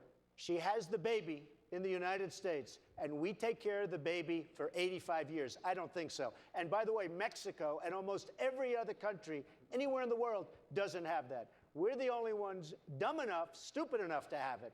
And people, and by the way, this is not just with respect to Mexico. They're coming from Asia to have babies here, and all of a sudden we have to take care of the babies for the life of the baby. The 14th Amendment, it reads properly. You can go, and it's probably going to have to go through a process of court, probably ends up at the Supreme Court, but there are a lot of great legal scholars that say that is not correct. And in my opinion, it makes absolutely we're the only one of the only countries. We're going to take care of those babies for 70, 75, 80, 90 years? I don't think so. Ms. Fiorina, the vast majority of countries do not have birthright citizenship. Donald Trump is right about that. Why is it pandering when he says this? First, let me say we have just spent a good bit of time discussing as Republicans how to solve this problem. I would ask your audience at home to ask a very basic question. Why have Democrats not solved this problem? President Obama campaigned in 2007 and 2008 on solving the immigration problem. He entered Washington with majorities in the House and the Senate. He could have chosen to do anything to solve this problem. Instead, he chose to do nothing. Why? Because the Democrats don't want this issue solved. Ms. Fiorina, they want it to be an issue that they can use. As to birthright citizenship, please. The truth is you can't just wave your hands and say the 14th Amendment is going to go away. It will take an extremely arduous vote in Congress, followed by 2/3 of the states. And if that doesn't work to amend the Constitution, then it is a long, arduous process in court. And meanwhile, what will continue to go on is what has gone on for 25 years. With all due respect, Mr. Trump, we have been talking about illegal immigration for 25 years. San Francisco has been a sanctuary city since 1989. There are 300 of them. And meanwhile, what has happened? Nothing. The border remains insecure. The legal immigration system remains broken. Look, we know what it takes to secure a border. We've heard a lot of great ideas here. Money, manpower, technology, mostly apparently leadership, the kind of leadership that understands how to get results. Thank you, Ms. Fiorina. Mr. Trump, I want to give you a chance to respond. By the way, with Carly on the fact that the Democrats do not want to solve this problem for the obvious reasons, but they do not. But I believe that a reading of the 14th Amendment allows you to have an interpretation where this is not legal and where it can't be done. I've seen both sides, but some of the greatest scholars agree with me without having to go through Congress. If you do go through Congress, you can absolutely solve the problem. Thank you, Mr. Trump. You would Senator Paul, stipulate, Mr. Trump, that not everyone agrees with you. That's true, sure. Senator Paul, I want to bring you in. Where do you stand on the issue of birthright citizenship? Well, I hate to say it, but Donald Trump has a bit of a point here. The case that was decided around 1900 was people had a green card, were here legally, and they said that their children were citizens. There's never been a direct Supreme Court case on people who are here illegally, whether or not their kids are citizens. So it hasn't really been completely adjudicated. The 14th Amendment says that those who are here and under the jurisdiction. The original author of the 14th Amendment said on the Senate floor that this was applying to slaves and did not specifically apply to others. All right, Senator Paul, thank you so much. Let's turn to a new topic. We've received a lot of questions on social media about the economy and about jobs. We have two CEOs on stage right now. Ms. Fiorina, you were CEO of Hewlett-Packard. Donald Trump says you, quote, ran HP into the ground. You laid off tens of thousands of people. You got viciously fired. For voters looking to somebody with private sector experience to create American jobs, why should they pick you and not Donald Trump? I led Hewlett-Packard through a very difficult time, the worst technology recession in 25 years. The NASDAQ stock index fell 80%. It took 15 years for the stock index to recover. We had very strong competitors who literally went out of business and lost all of their jobs in the process. Despite those difficult times, we doubled the size of the company. We quadrupled its top-line growth rate. We quadrupled its cash flow. We tripled its rate of innovation. Yes, we had to make tough choices. And in doing so, we saved 80,000 jobs, went on to grow to 160,000 jobs, and now Hewlett-Packard is almost 300,000 jobs. We went from lagging behind to leading in every product category and every market segment. We must lead in this nation again, and some tough calls are going to be required. But as for the firing, I have been very honest about this from the day it happened. When you challenge the status quo, you make enemies. I made a few. Steve Jobs told me that when he called me the day I was fired to say, hey, been there, done that twice.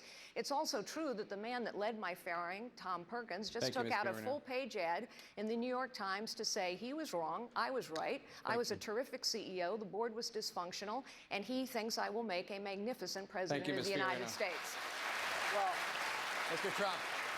Trump, why would you be better at creating jobs than Carly Fiorina? Well, let me just explain. The head of the Yale Business School, Jeffrey Sonnenfeld, wrote a paper recently, one of the worst tenures for a CEO that he has ever seen, ranked one of the top 20 in the history of business. The company is a disaster and continues to be a disaster. They still haven't recovered. In fact, today on the front page of the Wall Street Journal, they fired another 25 or 30,000 people, saying we still haven't recovered from the catastrophe. When Carly says the revenues went up, that's because she bought Compaq. It was a terrible deal, and it really led to the destruction of the company. Now, one other company before that was Lucent. Carly was at Lucent before that, and Lucent turned out to be a catastrophe also. So I only say this. She can't run any of my companies. That I can tell you. Ms. Fiorina, I want to give you a chance to respond. Jeffrey Sonnenfeld is a well-known Clintonite and honestly had it out for me from the moment that I arrived at Hewlett-Packard. But honestly, Mr. Trump, I find it quite rich that you would talk about this. You know, there are a lot of us Americans who believe that we are going to have trouble someday paying back the interest on our debt, because politicians have run up mountains of debt using other people's money. That is, in fact, precisely the way you ran your casinos. You ran up mountains of debt as well as losses using other people's money, and you were forced to file for bankruptcy not once, I never filed not for twice, 4 times, a record 4 times. Why should we trust you to manage the finances of this nation any differently than you manage the finances of your casinos? Carly, Mr. Trump.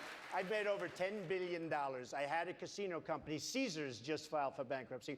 Chris will tell you, it's not Chris's fault either. But almost everybody in Atlantic City is either in trouble or filed for maybe I'll blame Chris. Well, but Atlantic City is also a disaster. Wait a minute, Carly. Wait. I let you speak. Atlantic City is a disaster, and I did great in Atlantic City. I knew when to get out. My timing was great, and I got a lot of credit for it. Many of the great business people that you know, and Carl Icahn's going to work with me on making great deals for this country, but whether it's Carl or so many others that we read about all the time, they have used the laws of the land, which are the best. Thank you, Mr. Trump. Governor Christie's name has been invoked. I'd like to give him the 30-second opportunity. Listen, while I'm as entertained as anyone by this personal back and forth about the history of Donald and Carly's career, for the 55-year-old construction worker out in that audience tonight who doesn't have a job, who can't fund his child's education, I got to tell you the truth. They could care less about your careers. They care about theirs. Let's start talking about that on this stage and stop playing the games. Governor John, I'm not done yet, John. A track record of leadership is not a game. It is the issue in this election. Carly, listen, you can interrupt everybody else on the stage, you got to interrupt me, okay? The fact is that we don't want to hear about your careers. Back and forth and volleying back and forth about who did well and who did poorly. You're both successful people. Congratulations. You know who's not successful? The middle class in this country who's getting plowed over by Barack Obama and Hillary Clinton. Let's start talking about those issues tonight and stop this childish back and forth between the two of you. Ms. Fiorina, I want to give you... Governor Kasich, I'm coming to you next, but Ms. Fiorina's name was mentioned, and I have to give her the opportunity to respond if she wants it. Well, I thought we had been hearing quite a bit about Governor Christie's record as governor. Actually, I think track records are very important. I completely agree that what's at stake here is the future of this nation and the future of every American. But I do think that a track record of leadership is vital, because in the end, this election is about leadership. And let's talk about what leadership is. It's not about braggadocio. It is about challenging the status quo, solving problems, producing results, And the highest calling of leadership is to unlock potential in others. Thank you. Problems have festered in Washington for too long, and the potential of this nation is being crushed. Thank you, Ms. Fiorina. Governor Kasich, I want to come to you. I'm coming to you. I'm coming to you. Let me ask the question. You can use it the time however you want. Okay, Jay. Donald Trump says that the hedge fund guys are getting away with murder by paying a lower tax rate. He wants to raise the taxes of hedge fund managers, as does Governor Bush. Do you agree? No, I don't at this point in terms of changing the incentives for investment and risk-taking. But let's just stop for a second. There's one person on this stage that does have a record. I'm the only person on the stage and one of the few people in this country that led the effort as the chief architect of the last time we balanced the federal budget. We also cut taxes. And when I left Washington in 2000, we had a $5 trillion surplus and the economy was booming. I'd spent 10 years of my life to get us to that point. Went out in the private sector, it was a great experience, and went into Ohio and took an $8 billion hole and turned it into a $2 billion surplus. We've had the largest amount of tax cuts of any sitting governor. We have grown well over 300,000 jobs. You see, I've done it in both places. I'm the only one here that's done it in both places. It took a lot to get us to a balanced budget. It was legitimate, it was real, and we negotiated it. A lot of what we're talking about here tonight is, I'm going to take this position and that position. You know what? At the end of the day, America's got to work.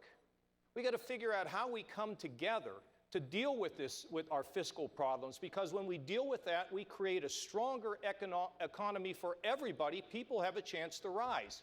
So, you know, when we think about how we make a choice, it's the person that lands that plane. It's not somebody that talks about it. It's about the person who's done it. And I've done it in both places, and I did it including people in the other party, and that's how we were successful, and that's how I will be president, using that experience to drive this country forward. Governor Huckabee, I want to bring you in on the question of hedge fund managers and taxing them. You have said that you are bothered by the fact that hedge fund managers pay such a low tax rate and make 2,500 times what people who work for them make. Do you agree with what Donald Trump and Governor Bush have proposed, raising their tax rates? I have a different idea. I think we ought to get rid of all the taxes on people who produce. Why should we penalize productivity? And it's why I'm an unabashed supporter of the fair tax, which would be a tax on our consumption rather than a tax on our productivity. In other words, you're not going to tax anybody for what they earn, whether it's a worker who's working by the hour or whether it's a hedge fund manager. If they can produce something and bring capital and labor to create jobs, we need some jobs. And I think the fair tax makes more sense. Now, Jake, I've been listening to everybody on the stage, and there's a lot of back and forth about I'm the only one who's done this, the only one who's done that. I've done great things. We've all done great things or we wouldn't be on this stage. But it occurs to me as we're sitting here in the Reagan Library that most of us would like to pay tribute to a guy who, when he got elected, didn't get elected telling everybody how great he was. He got elected telling everybody how great the American people were, and he empowered them to live their dreams, which is what I'd love to see us do by no longer penalizing the people who are out there working, because they're taking a gut punch right now. Thank you, Governor. Dr. Carson, you support scrapping the entire tax code and replacing it with a flat tax based on the principle of tithing from the Bible. If you make $10 billion, you pay $1 billion in taxes. If you make $10, you pay $1 in taxes. Donald Trump believes in progressive taxation. He says it's not right that rich people pay the same as the poor. Tell Donald Trump why his ideas on taxes are wrong. It's all about America. You know, the people who say the guy who paid $1 billion because he had 10, he's still got $9 billion left. That's not fair. We need to take more of his money. That's called socialism. That doesn't work so well. What made America into a great nation was the fact that we said, that guy just put in $1 billion. Let's create an environment that's even more conducive to his success so that next year he can put in $2 billion.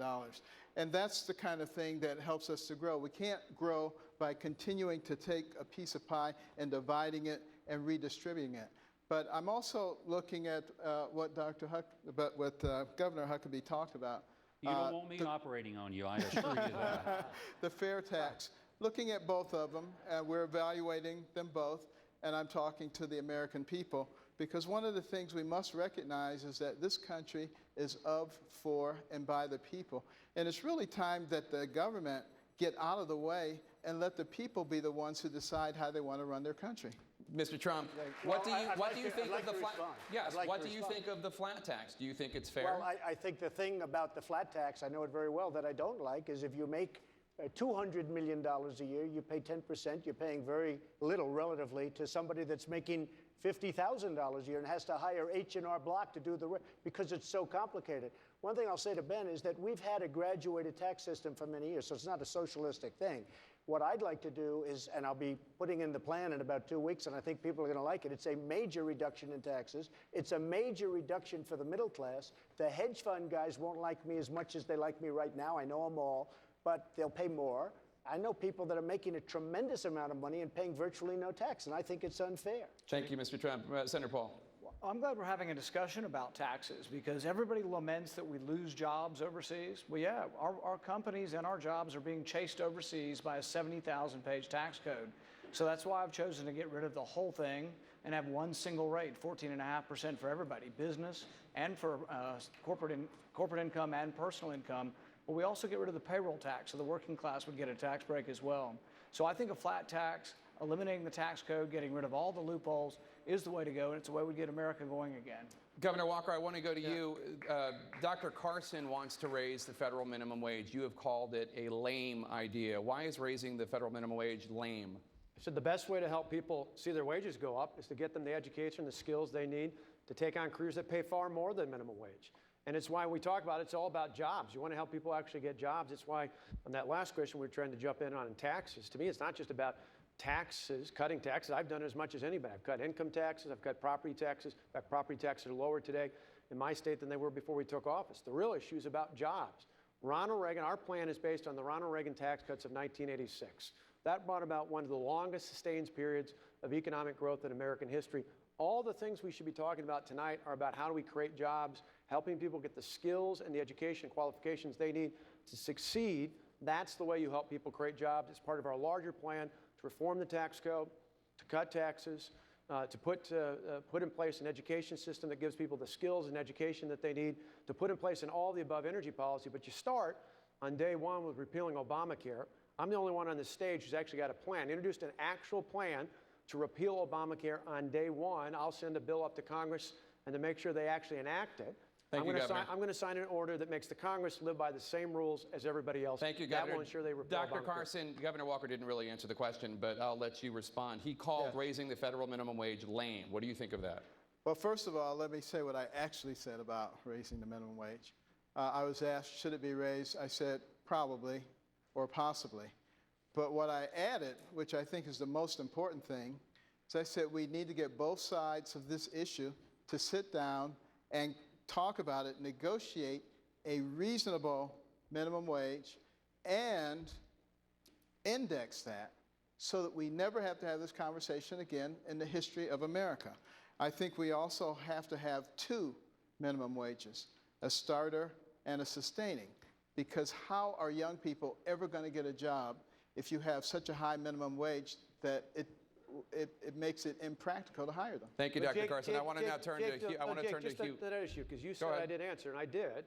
I said, to me, I think the real focus shouldn't be, Hillary Clinton talks about the minimum wage. That's her answer to grow the economy. The answer is to get people the skills and the education so they make far more than minimum wage. I don't want to argue about how low things are going to be. I want to talk about how do we lift everyone up in America. That's what Reagan talked about. It wasn't how bad things were. It was how to make it better for everyone. That's what we've done in Wisconsin. That's exactly what we do as Let me bring in our partner from Salem Radio Network, Hugh Hewitt. I'd like to talk about winning, because I think all of you are more qualified than former Secretary of State Clinton, and as were the people in the first debate. But there are different styles. And Carly Fiorina, Governor Kasich, you are conveniently located next to each other, and you have different styles. Governor Kasich, you've been on my show a lot. You refuse to attack Hillary Clinton. You just don't want to go there. You want to do the Up With People, Go Ohio campaign, and I like that. Carly Fiorina, I don't have to bring up the Secretary of State. You bring her up sua sponte. Which one of you is wrong? Governor Kasich? Well, look, people still have to get to know me, so I want to spend my time talking about my experience reforming welfare, balancing budgets, cutting taxes, providing economic growth when I was in Washington, turning Ohio around, $8 billion in the hole, $2 billion surplus, up over 300,000 jobs, big tax cuts, strengthening our credit. All those things matter. But you know, I as a young man, in my first election in 1978, I defeated an incumbent Democrat. I defeated an incumbent Democrat in 1982, running on the Reagan program. I was the only Republican in America to defeat an incumbent Democrat that year. And then when I won for election to governor, I was the first Republican to defeat an incumbent in 36 years, and the first person to have never run statewide, out of politics for 10 years, to beat an incumbent. That hadn't happened for 96 years. So we'll get to the point where we'll talk about Hillary Clinton or whoever the nominee is record. But right now, I want to give people a sense of hope, a sense of purpose, a sense of unity, a sense that we can do it. So, you know, with you at the end of the day, I'm going to continue to talk about my record because did you ever notice when people run for office, they run for president, they make a lot of promises, they don't keep them. I don't intend to do that, and I'm going to be out there pushing and out. Don't worry about me and Hillary. That'll all work out. And I'm from Ohio. She will not beat me there. I can promise you that. Carly Fiorina, your style. You see, Governor Christie, people spend a lot of time talking about their track records, and Mr. Trump and I have every right to do the same. And Mrs. Clinton is going to have to defend her track record of lying about Benghazi, of lying about her emails, about lying about her servers. She does not have a track record of accomplishment. Like Mrs. Clinton, I too have traveled hundreds of thousands of miles around the globe. But unlike Mrs. Clinton, I know that flying is an activity. It is not an accomplishment. Mrs. Clinton, if you want to stump a Democrat, ask them to name an accomplishment of Mrs. Clinton's. Thank you, Ms. Fiorina. Governor Christie, your name was mentioned. I want to give you a chance to respond. Listen, you know, Hugh, it's an important point. And the question is, who's going to prosecute Hillary Clinton? The Obama White House seems to have no interest. The Justice Department seems to have no interest. I think it's time to put a former federal prosecutor on the same stage with Hillary Clinton, and I will prosecute her during those debates on that stage for the record that we're talking about here. The fact that she had a private email server in her basement using national security secrets running through it could have been hacked by the Russians, the Chinese, or two 18-year-olds on a toot wanting to have some fun. No one's answering that question from the Hillary Clinton camp. You know why? Because she knows she's wrong, and she cannot look in the mirror at herself, and she cannot tell the American people the truth. Thank you, Governor Christie. There is a whole lot more coming up ahead. A world of trouble. The challenges that one of these candidates may face in the Oval Office and how he or she will handle it. Stay with us.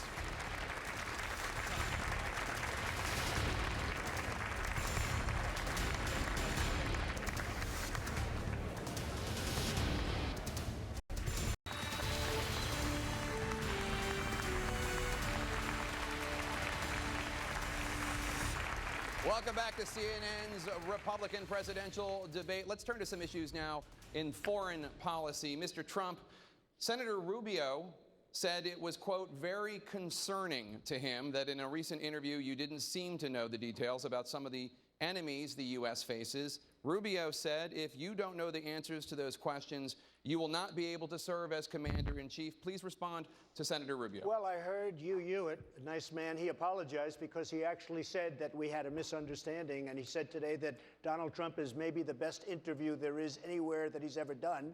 Now, unless he was just saying that on CNN to be nice, but he did say that. Oh, you're the best interview in America. And we had a legitimate misunderstanding in terms of his pronunciation of a word, but I would say just, well, I think it was. And he actually said that. Did you say that? I said radio makes an interesting thing. Okay, so I will say this, though. You was giving me name after name, Arab name, and there are few people anywhere that would have known those names. I think he was reading them off a sheet. And frankly, I will have, and I told him, I will have the finest team that anybody's put together, and we will solve a lot of problems. You know, right now, they know a lot, and look at what's happening. The world is blowing up around us. We will have great teams and great people. Senator I hope Rubio? that answers your question. I mean, you are in the Senate, but I hope that answers your question. Well, it does, but then it's the following way. This is an important question. I think if you're running for president, these are important issues, because look around the world today. There is a lunatic in North Korea with dozens of nuclear weapons and a long-range rocket that can already hit the very place in which we stand tonight.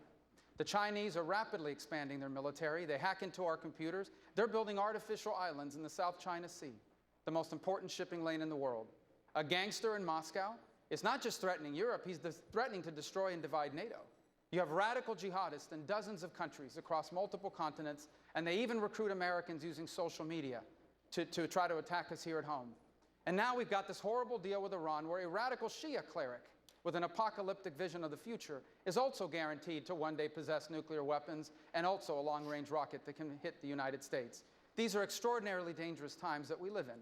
And the next president of the United States better be someone that understands these issues and has good judgment about them. Because the number one issue that a president will ever confront, and the most important obligation that the federal government has, is to keep this nation safe. And today, we are not doing that. We are eviscerating our military, and we have a president that is more respectful to the Ayatollah in Iran than he is to the Prime Minister of Israel. Mr. Trump, Senator Rubio seemed to be suggesting that you don't know information. No, I don't think he's suggesting that at all. I mean, Are you, Senator Rubio? I don't think he's well, suggesting that's why we have a that. debate. I think that we should have a deeper debate about these issues because there is no more important decision that a president will make. But are you saying that you have the knowledge to be the president that Mr. Trump does not Well, that's have? what this. Well, you should ask him questions in detail about the foreign policy issues our president will confront, because you better be able to lead our country on the first day. Not 6 months from now, not a year from now. On the first day in office, our president could very well confront a national security crisis. You can't predict it. Sometimes you cannot control it. And it is the federal government does all kinds of things it's not supposed to be doing. It regulates bathrooms. It regulates schools that belong to local communities. But the one thing that the federal government must do, the one thing that only the federal government can do, is keep us safe. And a president better be up to date on those issues on his first day in office, or on her first day in office. Mr. Trump. Well, you have to understand, I am not sitting in the United States Senate with, by the way, the worst voting record there is today, number one. I am not sitting in the United States Senate. I'm a businessman doing business transactions. Okay. I am doing business transactions. I will know more about this, and as you said, that was very acceptable. And when you listened to that whole interview, it was a great interview. You said it, I didn't. Yeah. Well, now I did. But I will, listen, just 1 second. But he addressed Just 1 me. second. I never get addressed, and when I do, I'm going to jump in. I will know more about the problems of this world by the time I sit. And you look at what's going on in this world right now by people that supposedly know this world is a mess. Senator Rubio, he did Yeah, invoke he did. your absentee record in the Senate. I'm proud to serve in the United States Senate. You know, when I ran 5 years ago, the entire leadership of my party in Washington lined up against me. But I'm glad I won, and I'm glad that I ran, because this country's headed in the wrong direction. And if we keep electing the same people, nothing is going to change. And you're right, I have missed some votes, and I'll tell you why, Mr. Trump. Because in my years in the Senate, I figured out very quickly that the political establishment in Washington, D.C., in both political parties, is completely out of touch with the lives of our people. You have millions of people in this country living paycheck to paycheck, and nothing's being done about it. We are about to leave our children with $18 trillion in debt, and they're about to raise the debt limit again. We have a world that grows increasingly dangerous, and we are eviscerating our military spending and signing deals with Iran. And if this thing continues, we are going to be the first Americans to leave our children worse off than ourselves. That's why I'm missing votes, because I am leaving the Senate. I'm not running for re-election, and I'm running for president because I know this. Unless we have the right president, we cannot make America fulfill its potential. But with the right person in office, the 21st century can be the greatest era that our nation has ever known. Thank you, Senator Rubio. I want to turn now to Hugh Hewitt. Thank you, Jake. I've done a lot of great interviews with all of you, but Governor Bush, I talked to you in February about the biggest elephant in a room full of elephants, which is your last name. And you told me that you would not be burdened either by your brother or your father's legacy in the Middle East. And then a week later, you rolled out your list of foreign policy advisors, and it was a lot of the band getting back together again. So on behalf of the military that is watching, okay, the active duty military that are at the end of the spear, what kind of a commander-in-chief is Jeb Bush going to be, and who are the advisors that are new to your team? Well, first of all, Hugh, if you're looking at Republican advisors, you have to go to the last two administrations that happen to be 41 and 43. So just by definition, and many of the people here that are seeking advice from the foreign policy experts in the Republican side, they served in my dad's administration, my brother's administration. Of course that's the case. But I'm my own man. I'm going to create a strategy that's based on the simple fact that the United States needs to lead the world. The first thing that we need to do is to stop the craziness of the sequester, rebuild our military so that we don't deploy people over and over again without the necessary equipment to keep them safe, to send a signal to the world that we're serious. If we're going to lead the world, then we need to have the strongest military possible. We need to rebuild our counterintelligence and intelligence capabilities.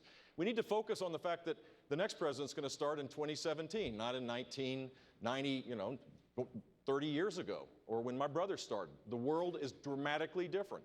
And I believe that we need to restore America's presence and leadership in the world. Name a country where our relationship is better today than it was the day that Barack Obama got elected president.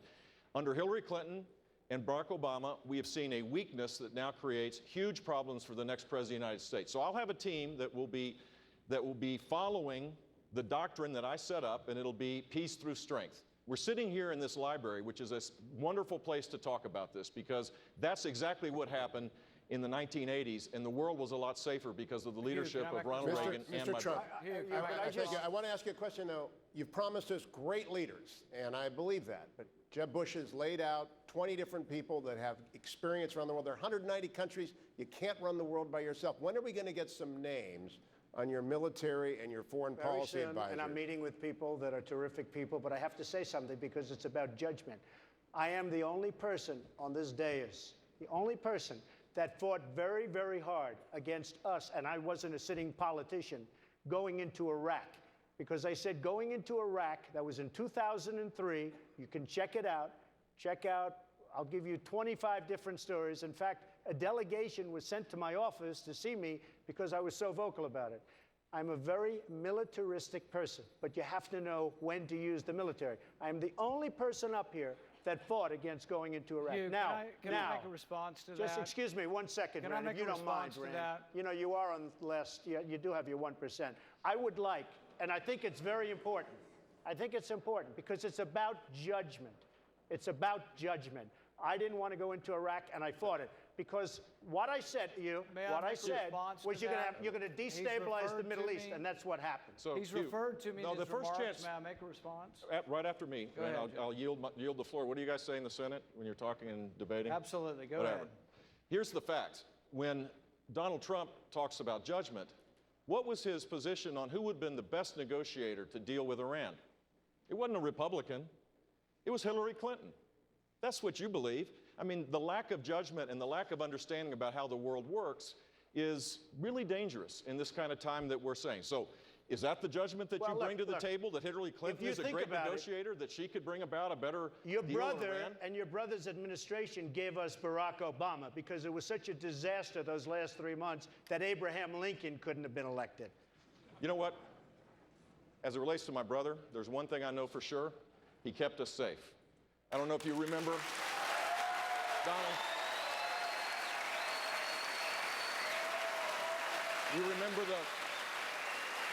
the rubble? You remember the firefighter with his arms around it? He sent a clear signal that the United States would be strong and fight Islamic terrorism, and he did keep us safe. I don't know, you feel safe right now? I don't feel so safe. May I respond? And that's because of Barack. That's because of Barack Because of Obama. my brother. That's because of Barack Obama. We've had a president who called ISIS the JV Squad, Yemen a success story, Iran a place we can do business with. It's not because of George W. Bush. It's because of Barack Obama. And when it, but here on that point though, whether we're talking about national security, foreign policy, or we're talking about domestic policy, Or the collapse of the economy. the key issue here is talking about leadership. Now, there's a lot of great people up here, and you've heard a lot of great ideas out there. But I would ask the American people, look at who's been tested. When there were 100,000 protesters in my capital, I didn't back down. When they issued death threats against me and threats against my family, I didn't back down. When they tried to recall me, I didn't back down. And when they made me one of their number one targets last year, I didn't back down. Give me the chance to be your president. Thank you, Governor. I won't back down Senator, on any of these issues. Senator Paul. The remark was made that there hadn't been anyone else on the podium opposed to the Iraq War. I've made my career as being an opponent of the Iraq War. I was opposed to the Syrian War. I was opposed to arming people who are our enemies. Iran is now stronger because Hussein is gone.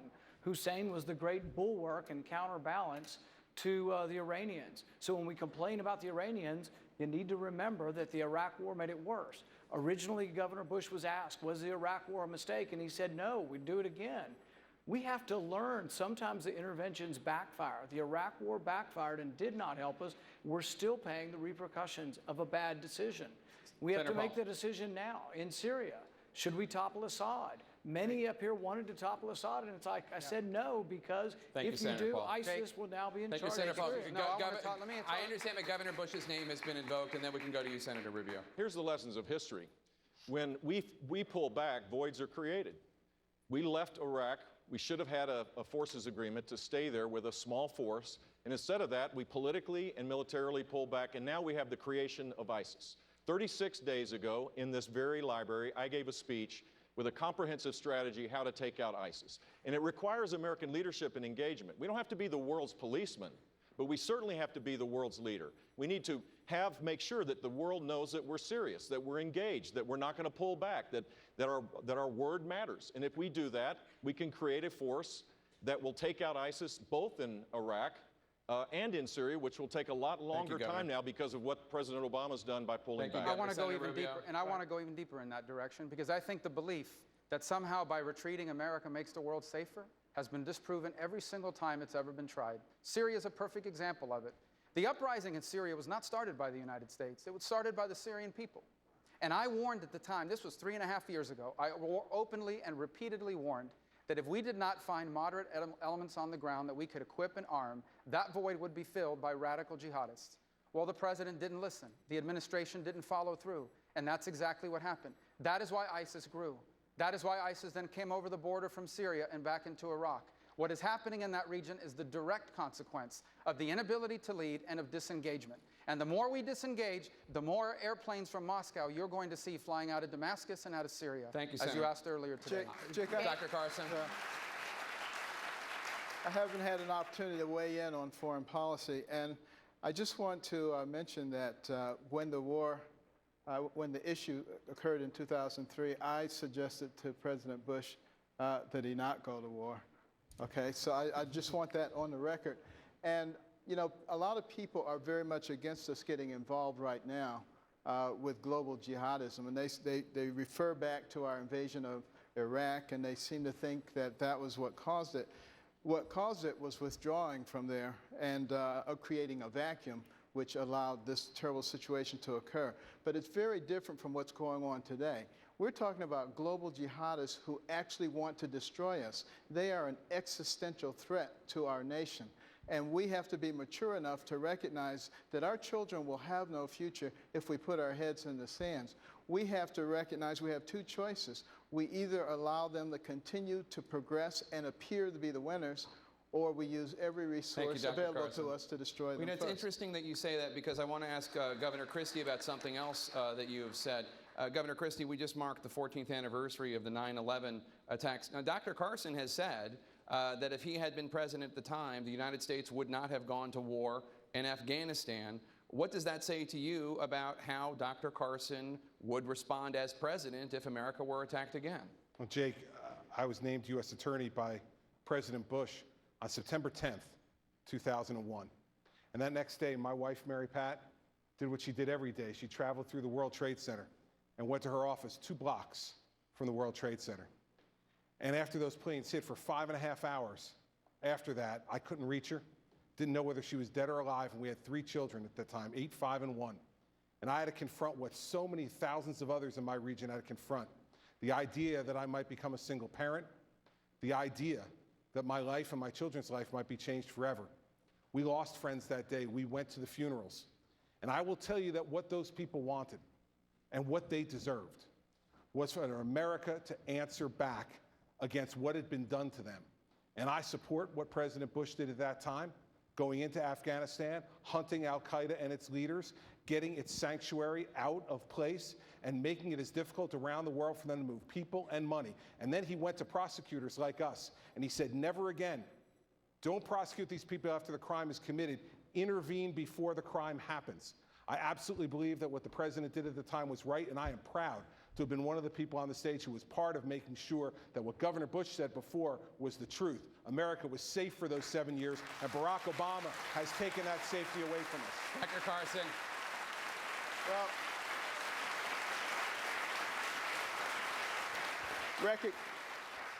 recognize that, you know, President George W. Bush was a great friend of ours, and we spent many wonderful days at the White House. I haven't been there in the last 7 years. I'd probably have to have a food tester. But at any rate, you know, I didn't suggest that nothing be done. What I suggested to President Bush is to be Kennedy-esque in the sense that when the Russians got ahead of us in the space race, what we did is use the bully pulpit to galvanize everybody business, industry, academia behind a national goal to put a man on the moon and bring him back safely. I said, you can do the same kind of thing. Declare that within 5 to 10 years we will become petroleum independent. The moderate Arab states would have been so concerned about that, they would have turned over Osama bin Laden and anybody else you wanted on a silver platter within 2 weeks. There are smart ways to do things, and there are muscular ways to do things, and sometimes you have to look at both of those to come up with the right solution. Jake, I don't want to say this, Jake, is that while that may have been a fine idea that Dr. Carson had, these people were out to kill us. I stood in that region with my family, and every time a plane went overhead in the weeks after that, people's heads jerked to the sky because they thought it was happening again. You do not need to go through subtle diplomacy at that point. That can be handled later on. What you need is a strong American leader who will take the steps that are necessary to protect our nation. That's what I would do as Commander-in-Chief in this circumstance, and that's what President George W. Bush did in 2001. Dr. Carson?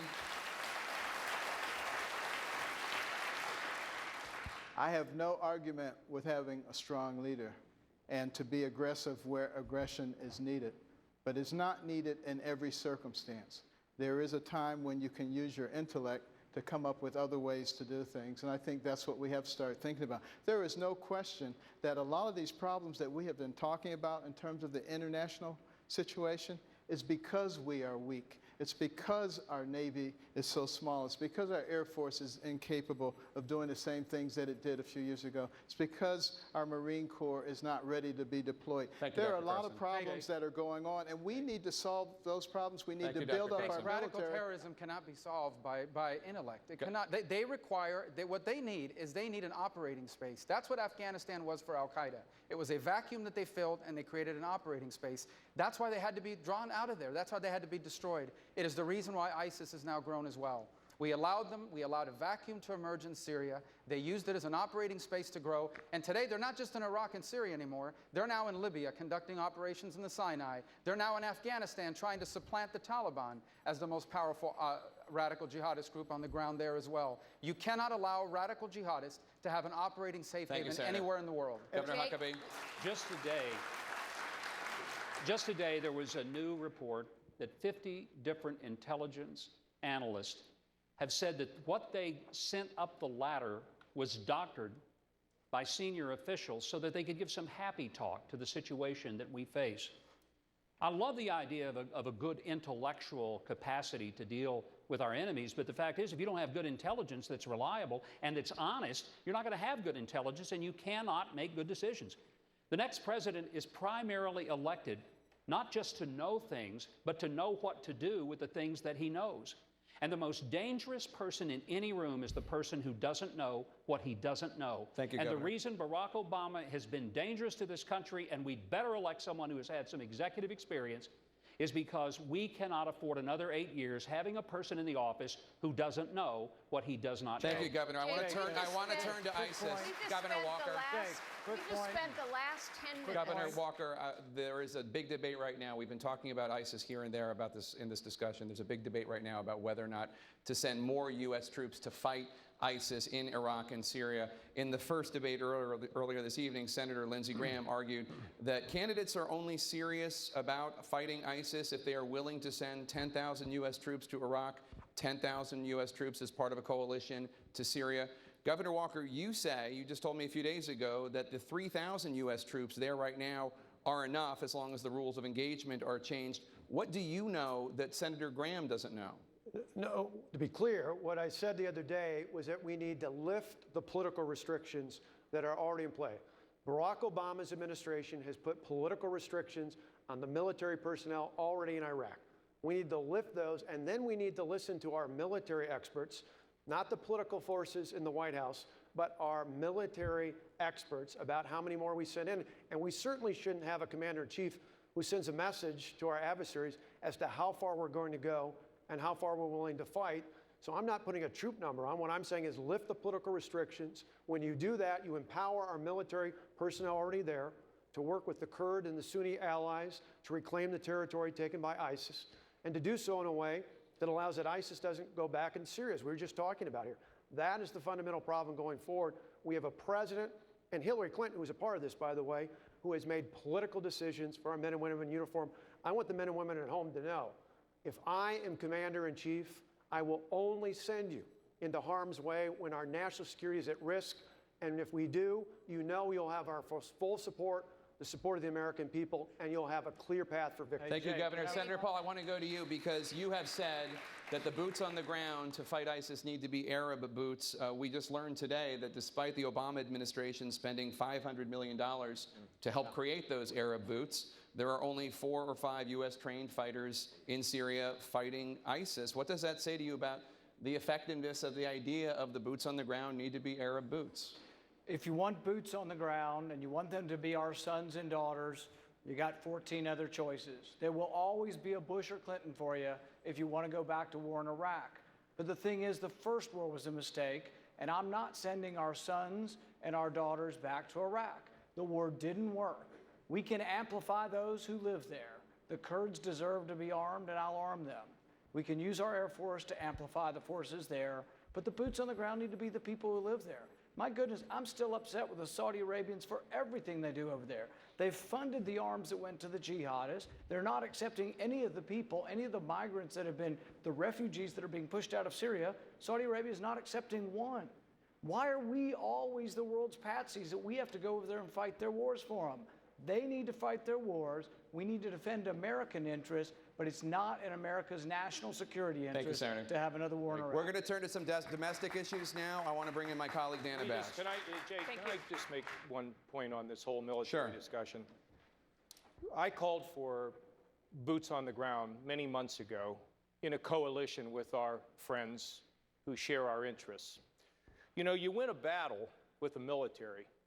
And when we go somewhere, we need to be mobile and lethal, we need to take care of business, and we need to come home. But we face also a bigger war, and you win the bigger war with a battle of ideas.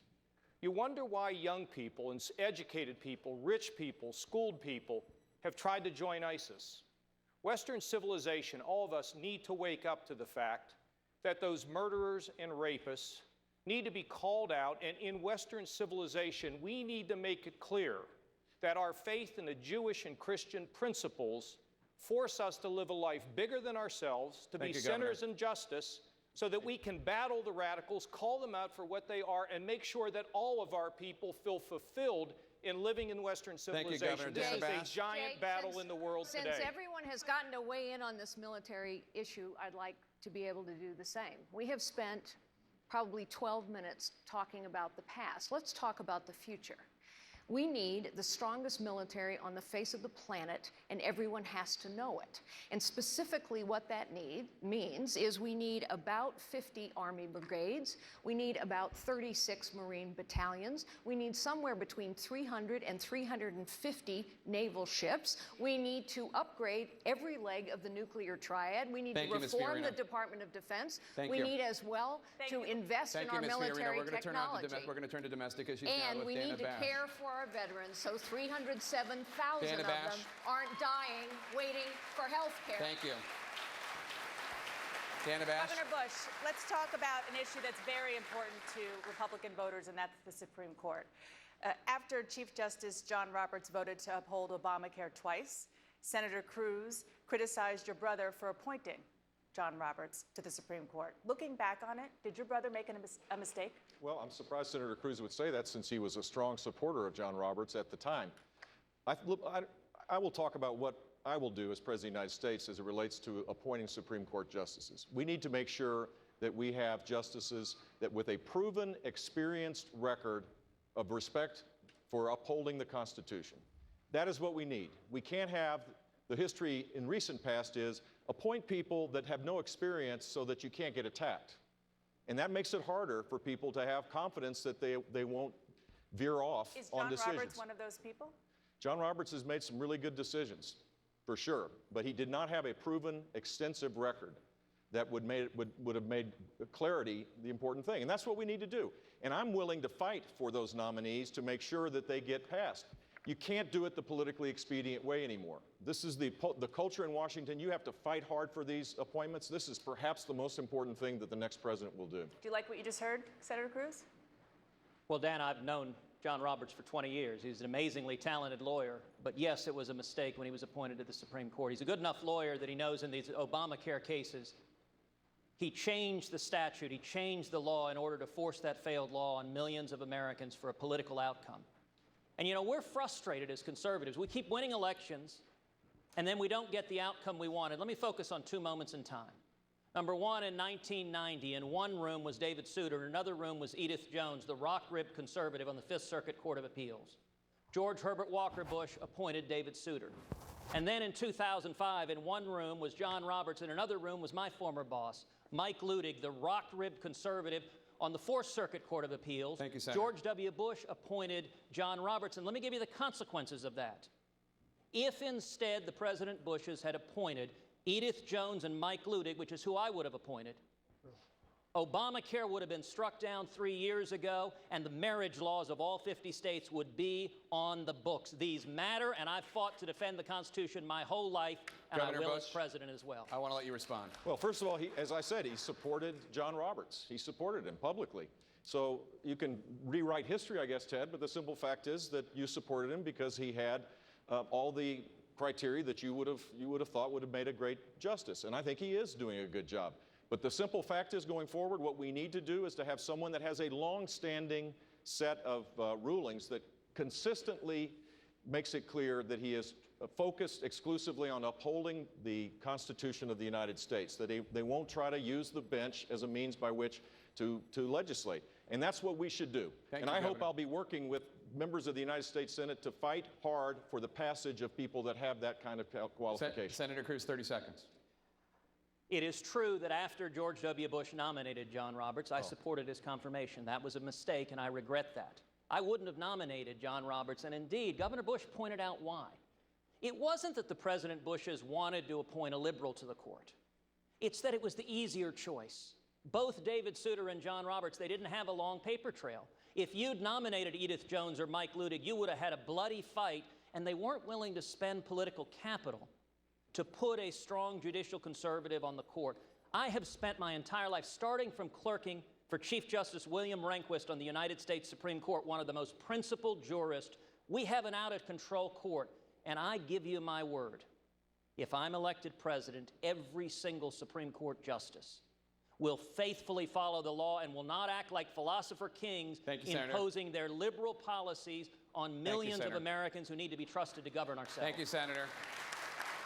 Governor Huckabee, I want to bring you in very quickly if you could.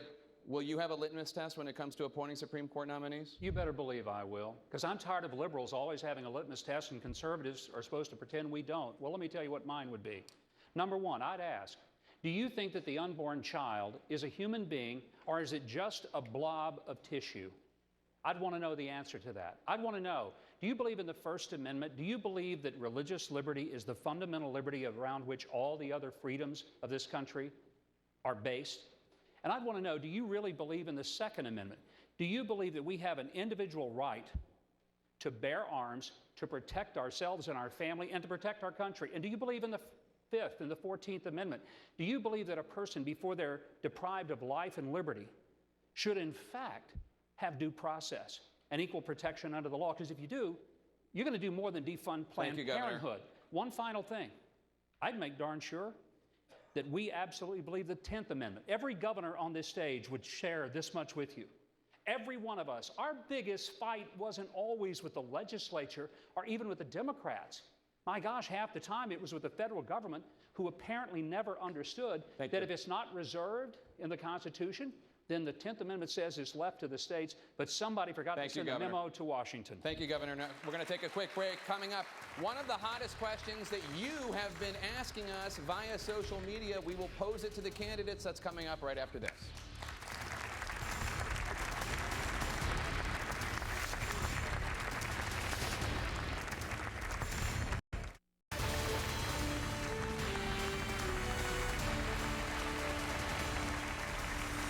Welcome back to CNN's Republican presidential debate at the Reagan Library here in Simi Valley, California.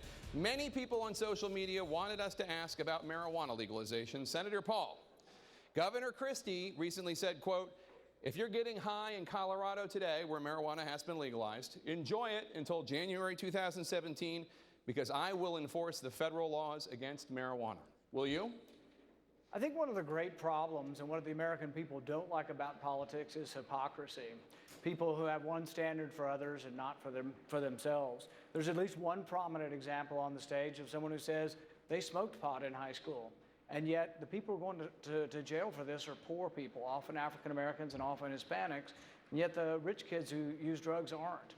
I personally think that this is a crime for which the only victim is the individual. And I think that America has to take a different attitude. I'd like to see more rehabilitation and less incarceration. I'm a fan of the drug courts, which try to direct you back towards work and less time in jail.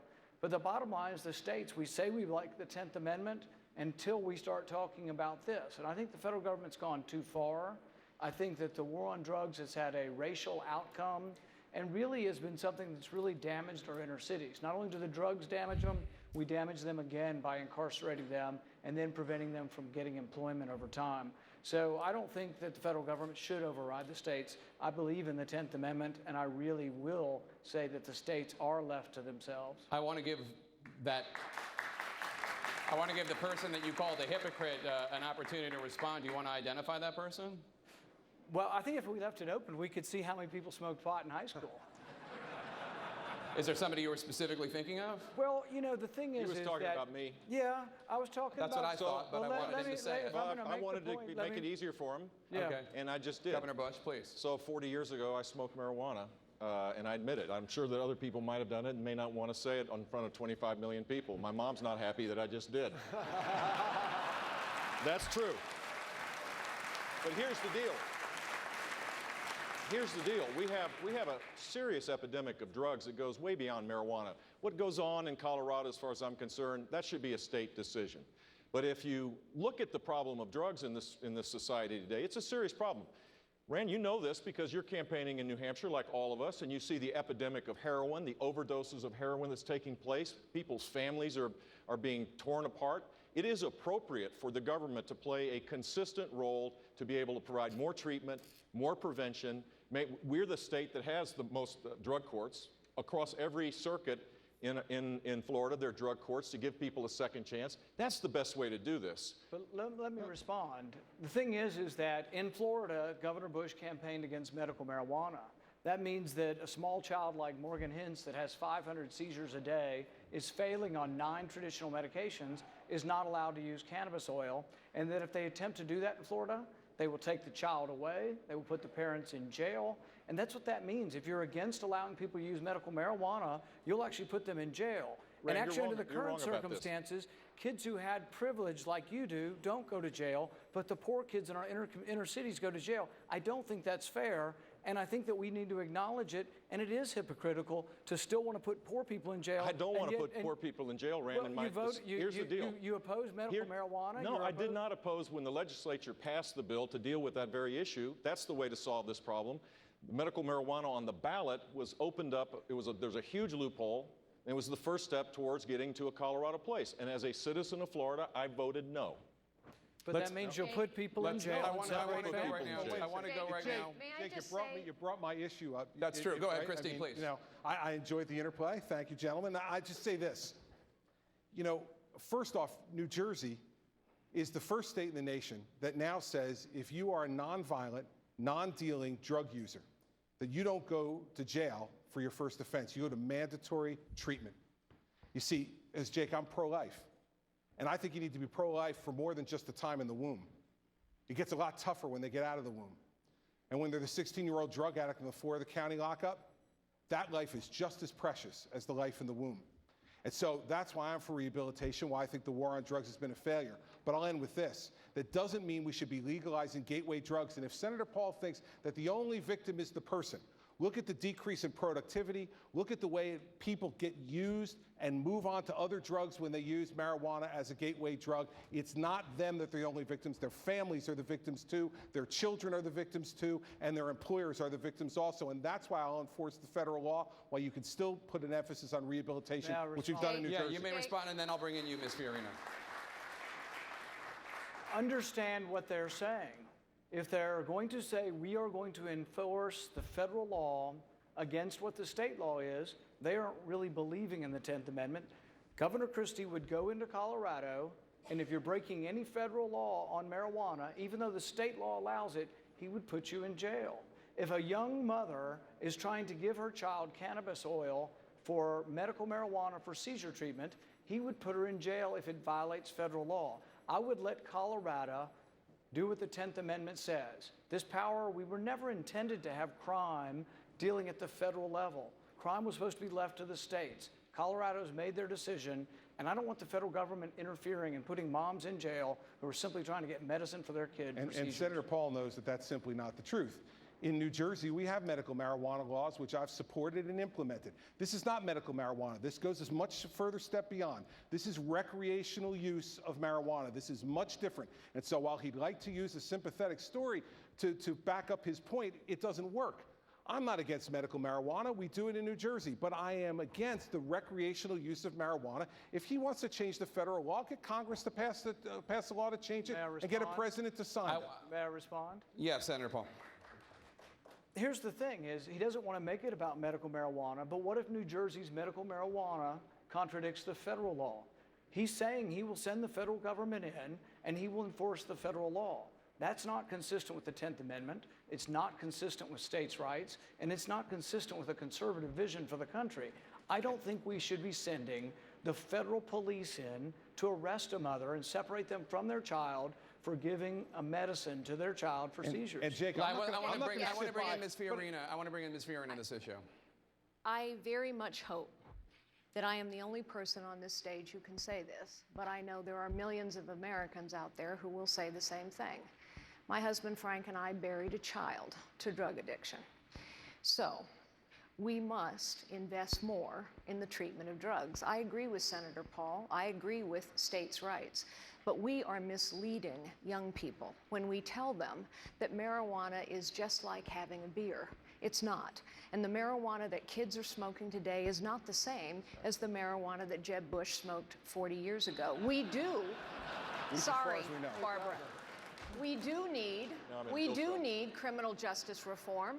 We have the highest incarceration rates in the world. 2/3 of the people in our prisons are there for nonviolent offenses, mostly drug-related. It's clearly not working. But we need to tell young people the truth. Drug addiction is an epidemic, and it is taking too many of our young people. I know this sadly from personal experience. Hugh Hewitt, I'd like to... Thank you, Jake. Tomorrow is, Republicans know this, tomorrow is Constitution Day. We've been talking about the 10th Amendment. Let's talk about the Second Amendment. Governor Bush, one of the things the Supreme Court has gotten right is that it's an individual right. It's protected for individuals to hold it. Last week you said the next step in gun issues is to make sure they're not in the hands of the mentally ill. In this state, there's a controversial law that allows guns to be taken away from people without a hearing. Where does it go? And the problem of violence is endemic, but where does it go from what you said last week? How far into people's lives to take guns away from them? Not very far. I think we need to do this state by state. There are places that get this right, and we need to make sure that we protect privacy laws. This is a complicated place.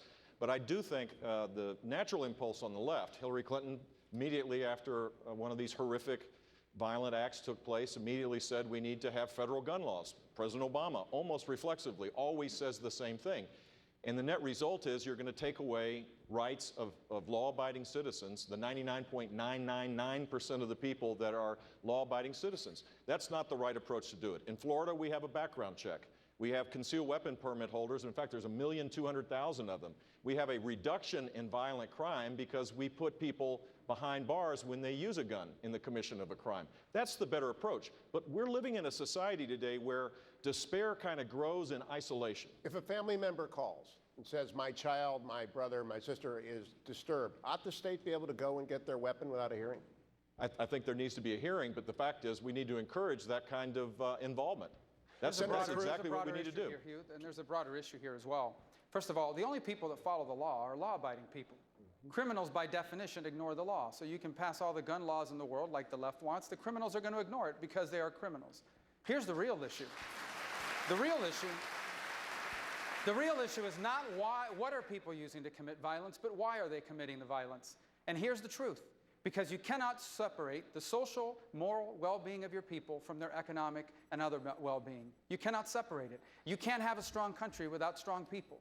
You cannot have strong people without strong values, and you cannot have strong values without strong families and the institutions in this country that defend and support those families. Well, and today we have a left-wing government under this president that is undermining all of the institutions in society that support the family and teach those values.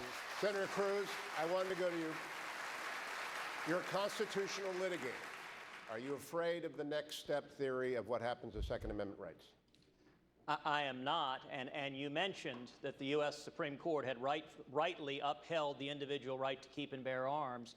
I was proud to lead 31 states before the U.S. Supreme Court defending the Second Amendment, and we won that landmark victory. And indeed, just a couple of years ago, when Harry Reid and Barack Obama came after the right to keep and bear arms of millions of Americans, I was proud to lead the fight in the United States Senate to protect our right to keep and bear arms. And for that reason, I was honored to be endorsed by Gun Owners of America as the strongest supporter of the Second Amendment on this stage today, and I will fight every day to defend the Bill of Rights. I'd like to turn to Dana Bash. Mr. Trump, you have said once or twice that you are really rich, and you are by far the richest person on this stage. Chris Christie says billionaires like you, and even people who make and earn far less, should no longer get Social Security, or at least there should be limits based on the income. You think he's wrong? And if so, why? Speaking for myself, I'm okay with it. I think there's a certain truth to it. I know people that, frankly, it has no impact on their life whatsoever. There are many people. I would almost say leave it up to them, but I would be willing to check it off and say I will not get Social Security. What about for the country as a policy? As a policy, I would almost leave it up to the people. Don't forget, they pay in, and maybe they do well, and maybe some people want it. But the fact is that there are people that truly don't need it, and there are many people that do need it very, very badly. And I would be willing to write mine off 100%, Dana. So is a voluntary program a way to get the Social Security system solvent again, like that? No, it's not. But when Donald did it, it's a good start. That's really good. No, listen. This is an issue that we've got to talk about, and we haven't talked about yet. 71% of all federal spending is on entitlements and debt service. When John Kennedy was elected president in 1960, it was 26%. Harvard and Dartmouth says that Social Security is going to go insolvent in 7 to 8 years. So what I say is very simple. We need to save this program for the good people out there who have paid into the system and need it. And if that means making sure that folks like Donald and many of us on this stage don't get it, that's the right thing to do, because here's what Hillary Clinton's going to want to do. She's going to want to put more money into a system that has already lied to us and stolen from us. This government doesn't need more money to make Social Security solvent. We need to be not paying out benefits to people who don't really need it. We need to protect the people whose Social Security means the difference between between heat and rent and food. That's why I put out the proposal, and that's the people I'm trying to protect. Governor Christie's right about Social Security. Thank you, Governor. I'm coming to you right now on a separate issue, sir. We've received a lot of questions from social media about climate change. Senator Rubio, Ronald Reagan's Secretary of State George Shultz reminds us that when Reagan was president, he faced a similar situation to the one that we're facing now. There were dire warnings from the mass consensus of the scientific community about the ozone layer shrinking. Shultz says Ronald Reagan urged skeptics in industry to come up with a plan. He said, do it as an insurance policy in case the scientists are right. The scientists were right. Reagan and his approach worked. Secretary Shultz asks, why not take out an insurance policy and approach climate change the Reagan way? Because we're not going to destroy our economy the way the left-wing government that we are under now wants to do. I'm citing George Shultz. Well, I don't. He may have lined up with their positions on this issue, but here's the bottom line. Every proposal they put forward are going to be proposals that will make it harder to do business in America, that will make it harder to create jobs in America. Single parents are already struggling across this country to provide for their families. Maybe a billionaire here in California can afford an increase in their utility rates, but a working family in Tampa, Florida, or anywhere across this country cannot afford it. So we are not going to destroy our economy. We are not going to make America a harder place to create jobs in order to pursue policies that will do absolutely nothing to change our economy, to change our climate, to change our weather, because America is a lot of things. The greatest country in the world, absolutely. But America is not a planet. And we are not even the largest carbon producer anymore. China is. And they're drilling a hole and digging anywhere in the world that they can get a hold of. So the bottom line is, I am not in favor of any policies that make America a harder place for people to live or to work or to raise their families. Governor Christie, you have said that climate change is real and that humans help contribute to it. Without getting into the issue of China versus the United States, which I understand you've talked about before, what do you make of skeptics of climate change, such as Senator Rubio? I don't think Senator Rubio is a skeptic of climate change. I think what Senator Rubio said, I agree with. That, in fact, we don't need this massive government intervention to deal with the problem. Look at what we've done in New Jersey. We've already reached our clean air goals for 2020, and when I was governor, I pulled out of the regional cap and trade deal, the only state in the Northeast that did that. And we still reached our goals. Why? Because 53% of our electricity comes from nuclear. We use natural gas. We use solar power. We're the third highest using solar power state. You know why? Because we made all of those things economically feasible. I agree with Marco. We shouldn't be destroying our economy in order to chase some wild left-wing idea that somehow us by ourselves is going to fix the climate. We can contribute to that and be economically sound. We've proven that we could do that in New Jersey. Nuclear needs to be back on the table in a significant way in this country if we want to go after this problem. Just for the record, I was citing Secretary of State George Shultz, Ronald Reagan Secretary of State, who I don't think anybody would call him left-wing. No, listen, everybody makes a mistake every once in a while, Jake, even George Shultz. And if that's truly a representation of what he believes we should be doing, then with all due respect to the former Secretary of State, I disagree with him. Jake, you mentioned me and called me a denier. Let me say, climate change... I called you a skeptic. Okay, a skeptic. You know, you can measure the climate. You can measure it. That's not the issue we're discussing. Here's what I'm skeptical of. I'm skeptical of the decisions that the left wants us to make. Because I know the impact those are going to have, and they're all going to be on our economy. They will not do a thing to lower the rise of the sea. They will not do a thing to cure the drought here in California. But what they will do is they will make America a more expensive place to create jobs. And today, with millions of people watching this broadcast that are struggling paycheck to paycheck, that do not know how they're going to pay their bills at the end of this month, I am not in favor of anything that is going to make it harder for them to raise their family. Thank you, Senator. I want to go to another question right now. I want to go to another question. Jake, a lot of those people, though, and I'm going to echo what Senator Rubio just said. This is an issue where we're talking about in my state, it's thousands of manufacturing jobs. Thousands of manufacturing jobs for a rule the Obama administration, as EPA has said, will have a marginal impact on climate change. So we're going to put thousands and thousands of jobs in my state. I think it's something like 30,000 in Ohio, other states across this country. We're going to put people, manufacturing jobs, the kind of jobs that are far greater than minimum wage. This administration is willing to put at risk for something its own EPA says is marginal. Thank you, Governor. This is what's Thank you, Governor. I'm turning to another issue right now. I'm turning to another issue right now, Senator Cruz. Well, I think we've heard from several this evening. A backlash against vaccines was blamed for a measles outbreak here in California. Dr. Carson, Donald Trump has publicly and repeatedly linked vaccines, childhood vaccines, to autism, which, as you know, the medical community adamantly disputes. You're a pediatric neurosurgeon. Should Mr. Trump stop saying this? Well, let me put it this way. There have been numerous studies, and they have not demonstrated that there's any correlation between vaccinations and autism. This was something that was spread widely 15 or 20 years ago, and it has not been adequately revealed to the public what's actually going on. Vaccines are very important, certain ones, the ones that would prevent death or crippling. There are others, there are a multitude of vaccines which probably don't fit in that category, and there should be some discretion in those cases. But, you know, a lot of this is pushed by big government, and I think that's one of the things that people so vehemently want to get rid of big government. You know, we have 4.1 million federal employees, 650 federal agencies and departments. That's why they have to take so much of our taxes. Should he stop saying it? Should he stop saying the vaccines cause autism? Well, you know, I've just explained it to him. He can read about it if he wants to. I think he's an intelligent man and will make the correct decision after getting the real facts. Mr. Trump, as president, well, you would... I'm going right to you. I'd like Mr. to Trump, respond. as president, you would be in charge of the Centers for Disease Control and the National Institutes of Health, both of which say you are wrong. How would you handle this as president? Autism has become an epidemic. 25 years ago, 35 years ago, you look at the statistics, not even close. It has gotten totally out of control. I am totally in favor of vaccines, but I want smaller doses over a longer period of time. Because you take a baby in, and I've seen it, and I had my children taken care of over a long period of time, over a 2 or 3 year period of time, same exact amount. But you take this little beautiful baby and you pump, I mean, it looks just like it's meant for a horse, not for a child.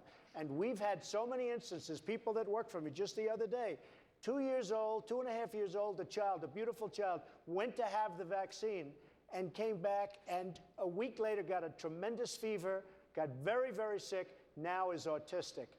I only say I'm in favor of vaccines. Do them over a longer period of time, same amount. Thank you. Just in little sections. Dr. Carson. And I think you're going to see a big impact on autism. Dr. Carson, you just heard his medical take. He's an okay doctor. Okay.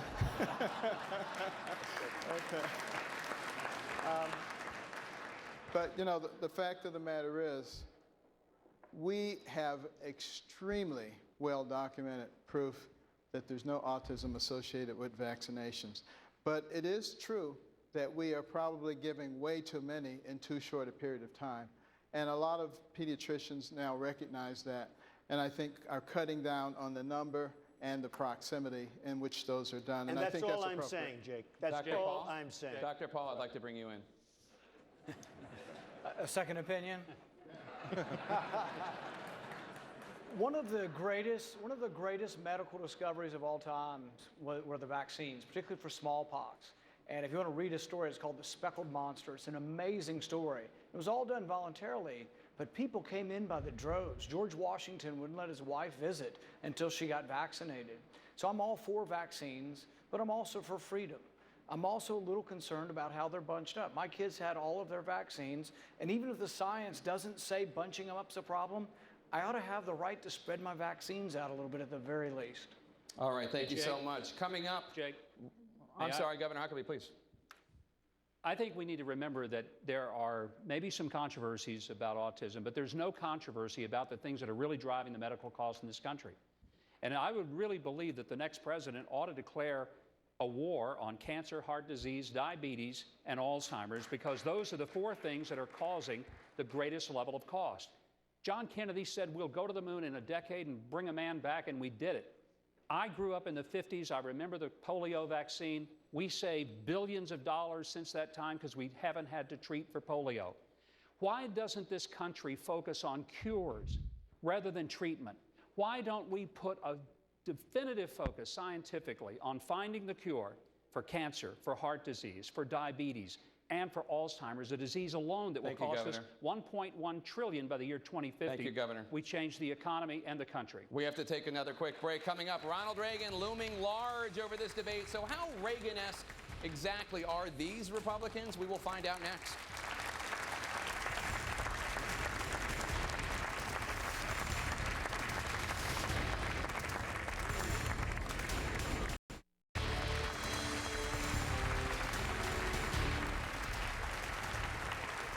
Welcome back to CNN's Republican presidential debate at the Reagan Library in Simi Valley, California. We have a few last questions for you, 2 of them a little lighthearted, the other one more serious. We'll start with one of the more light questions. Senator Paul, I'm going to start with you, and we're just going to go down the line.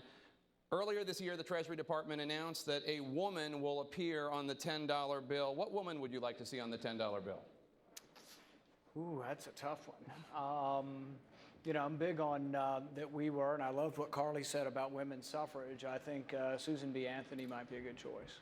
Governor Huckabee. That's an easy one. I'd put my wife on there. I've been married to her 41 years. She's fought cancer and lived through it. She's raised 3 kids, 5 great-grandkids, and she's put up with me. I mean, who else could possibly be on that money other than my wife? And then that way she could spend her own money to her face. Senator Paul? No, Senator Rubio, you I'm mean? sorry, Senator Rubio. Sorry. I know we all look alike, right? Just the senators. The Rosa Parks, an everyday American that changed the course of history. Senator Cruz. Well, I wouldn't change the $10 bill. I'd change the 20. I'd take Jackson off, and I'd leave Alexander Hamilton right where he is as one of our founding fathers. And I very much agree with Marco that it should be Rosa Parks. She was a principled pioneer that helped change this country, helped remedy racial injustice, and that would be an honor that would be entirely appropriate. Dr. Carson. I'd put my mother on there. You know, she was one of 24 children, got married at age 13, had only a third-grade education, had to raise 2 sons by herself, refused to be a victim, wouldn't let us be victims, and has been the inspiration for many people. Mr. Trump. Well, because she's been sitting for 3 hours, I think my daughter Ivanka, who's right here. Other than that, we'll go with Rosa Parks. I like that. Governor Bush. I would go with Ronald Reagan's partner, Margaret Thatcher. Probably illegal, but what the heck, since it's not going to happen. A strong leader is what we need in the White House, and she certainly was a strong leader that restored the United Kingdom to greatness. Governor Walker.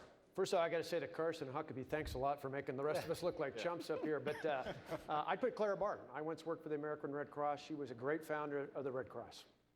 Ms. Fiorina. I wouldn't change the $10 bill or the $20 bill. I think, honestly, it's a gesture. I don't think it helps to change our history. What I would think is that we ought to recognize that women are not a special interest group. When women are the majority of this nation. We are half the potential of this nation, and this nation will be better off when every woman has the opportunity to live the life she chooses.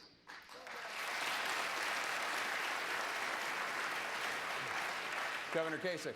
Was probably not maybe legal, but I would pick Mother Teresa, the lady that I had a chance to meet, a woman who lived a life so much bigger than her own, an inspiration to everyone when we think about our responsibility to love our neighbor as we love ourselves.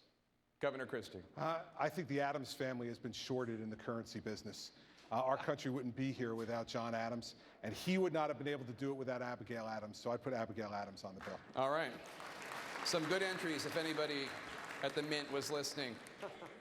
Here's the next lighthearted question. You all know that the United States Secret Service uses code names for the president and his family. Ronald Reagan's code name, for example, was Rawhide, an homage to his performances in Westerns. Nancy Reagan's was Rainbow. You don't have to come up with the one for your spouse, but what would you want, Governor Christie, I'll start with you, your Secret Service code name to be? You know, I've been called a lot of names by a lot of different people. Now I got to get called by names by the Secret Service. I would just say True Heart. Well, I have one now with my detail. They call me Unit 1. My wife says, you'll never be Unit 1. I'm Unit 1. You're Unit 2. Secretariat. Governor Walker. Harley. I love riding Harleys. Ever ready. It's very high energy, Donald.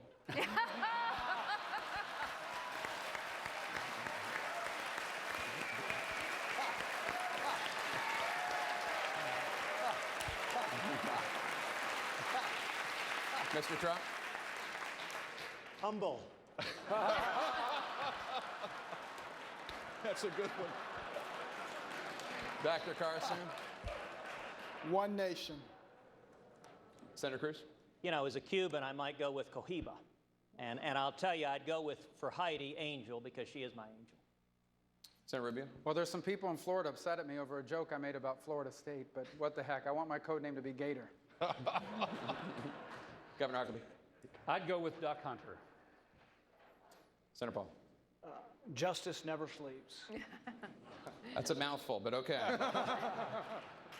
Okay, here's the more serious question. Ronald Reagan, the 40th president, used the plane behind you to accomplish a great many things. Perhaps most notably, to challenge Mikhail Gorbachev to tear down the wall, and then ultimately to make peace with the USSR.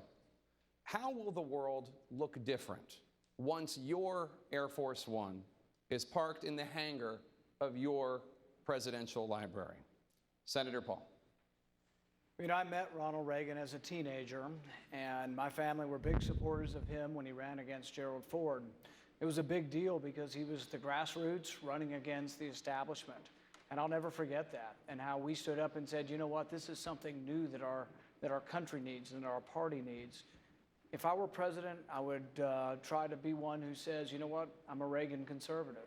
I'm someone who believes in peace through strength, and I would try to lead the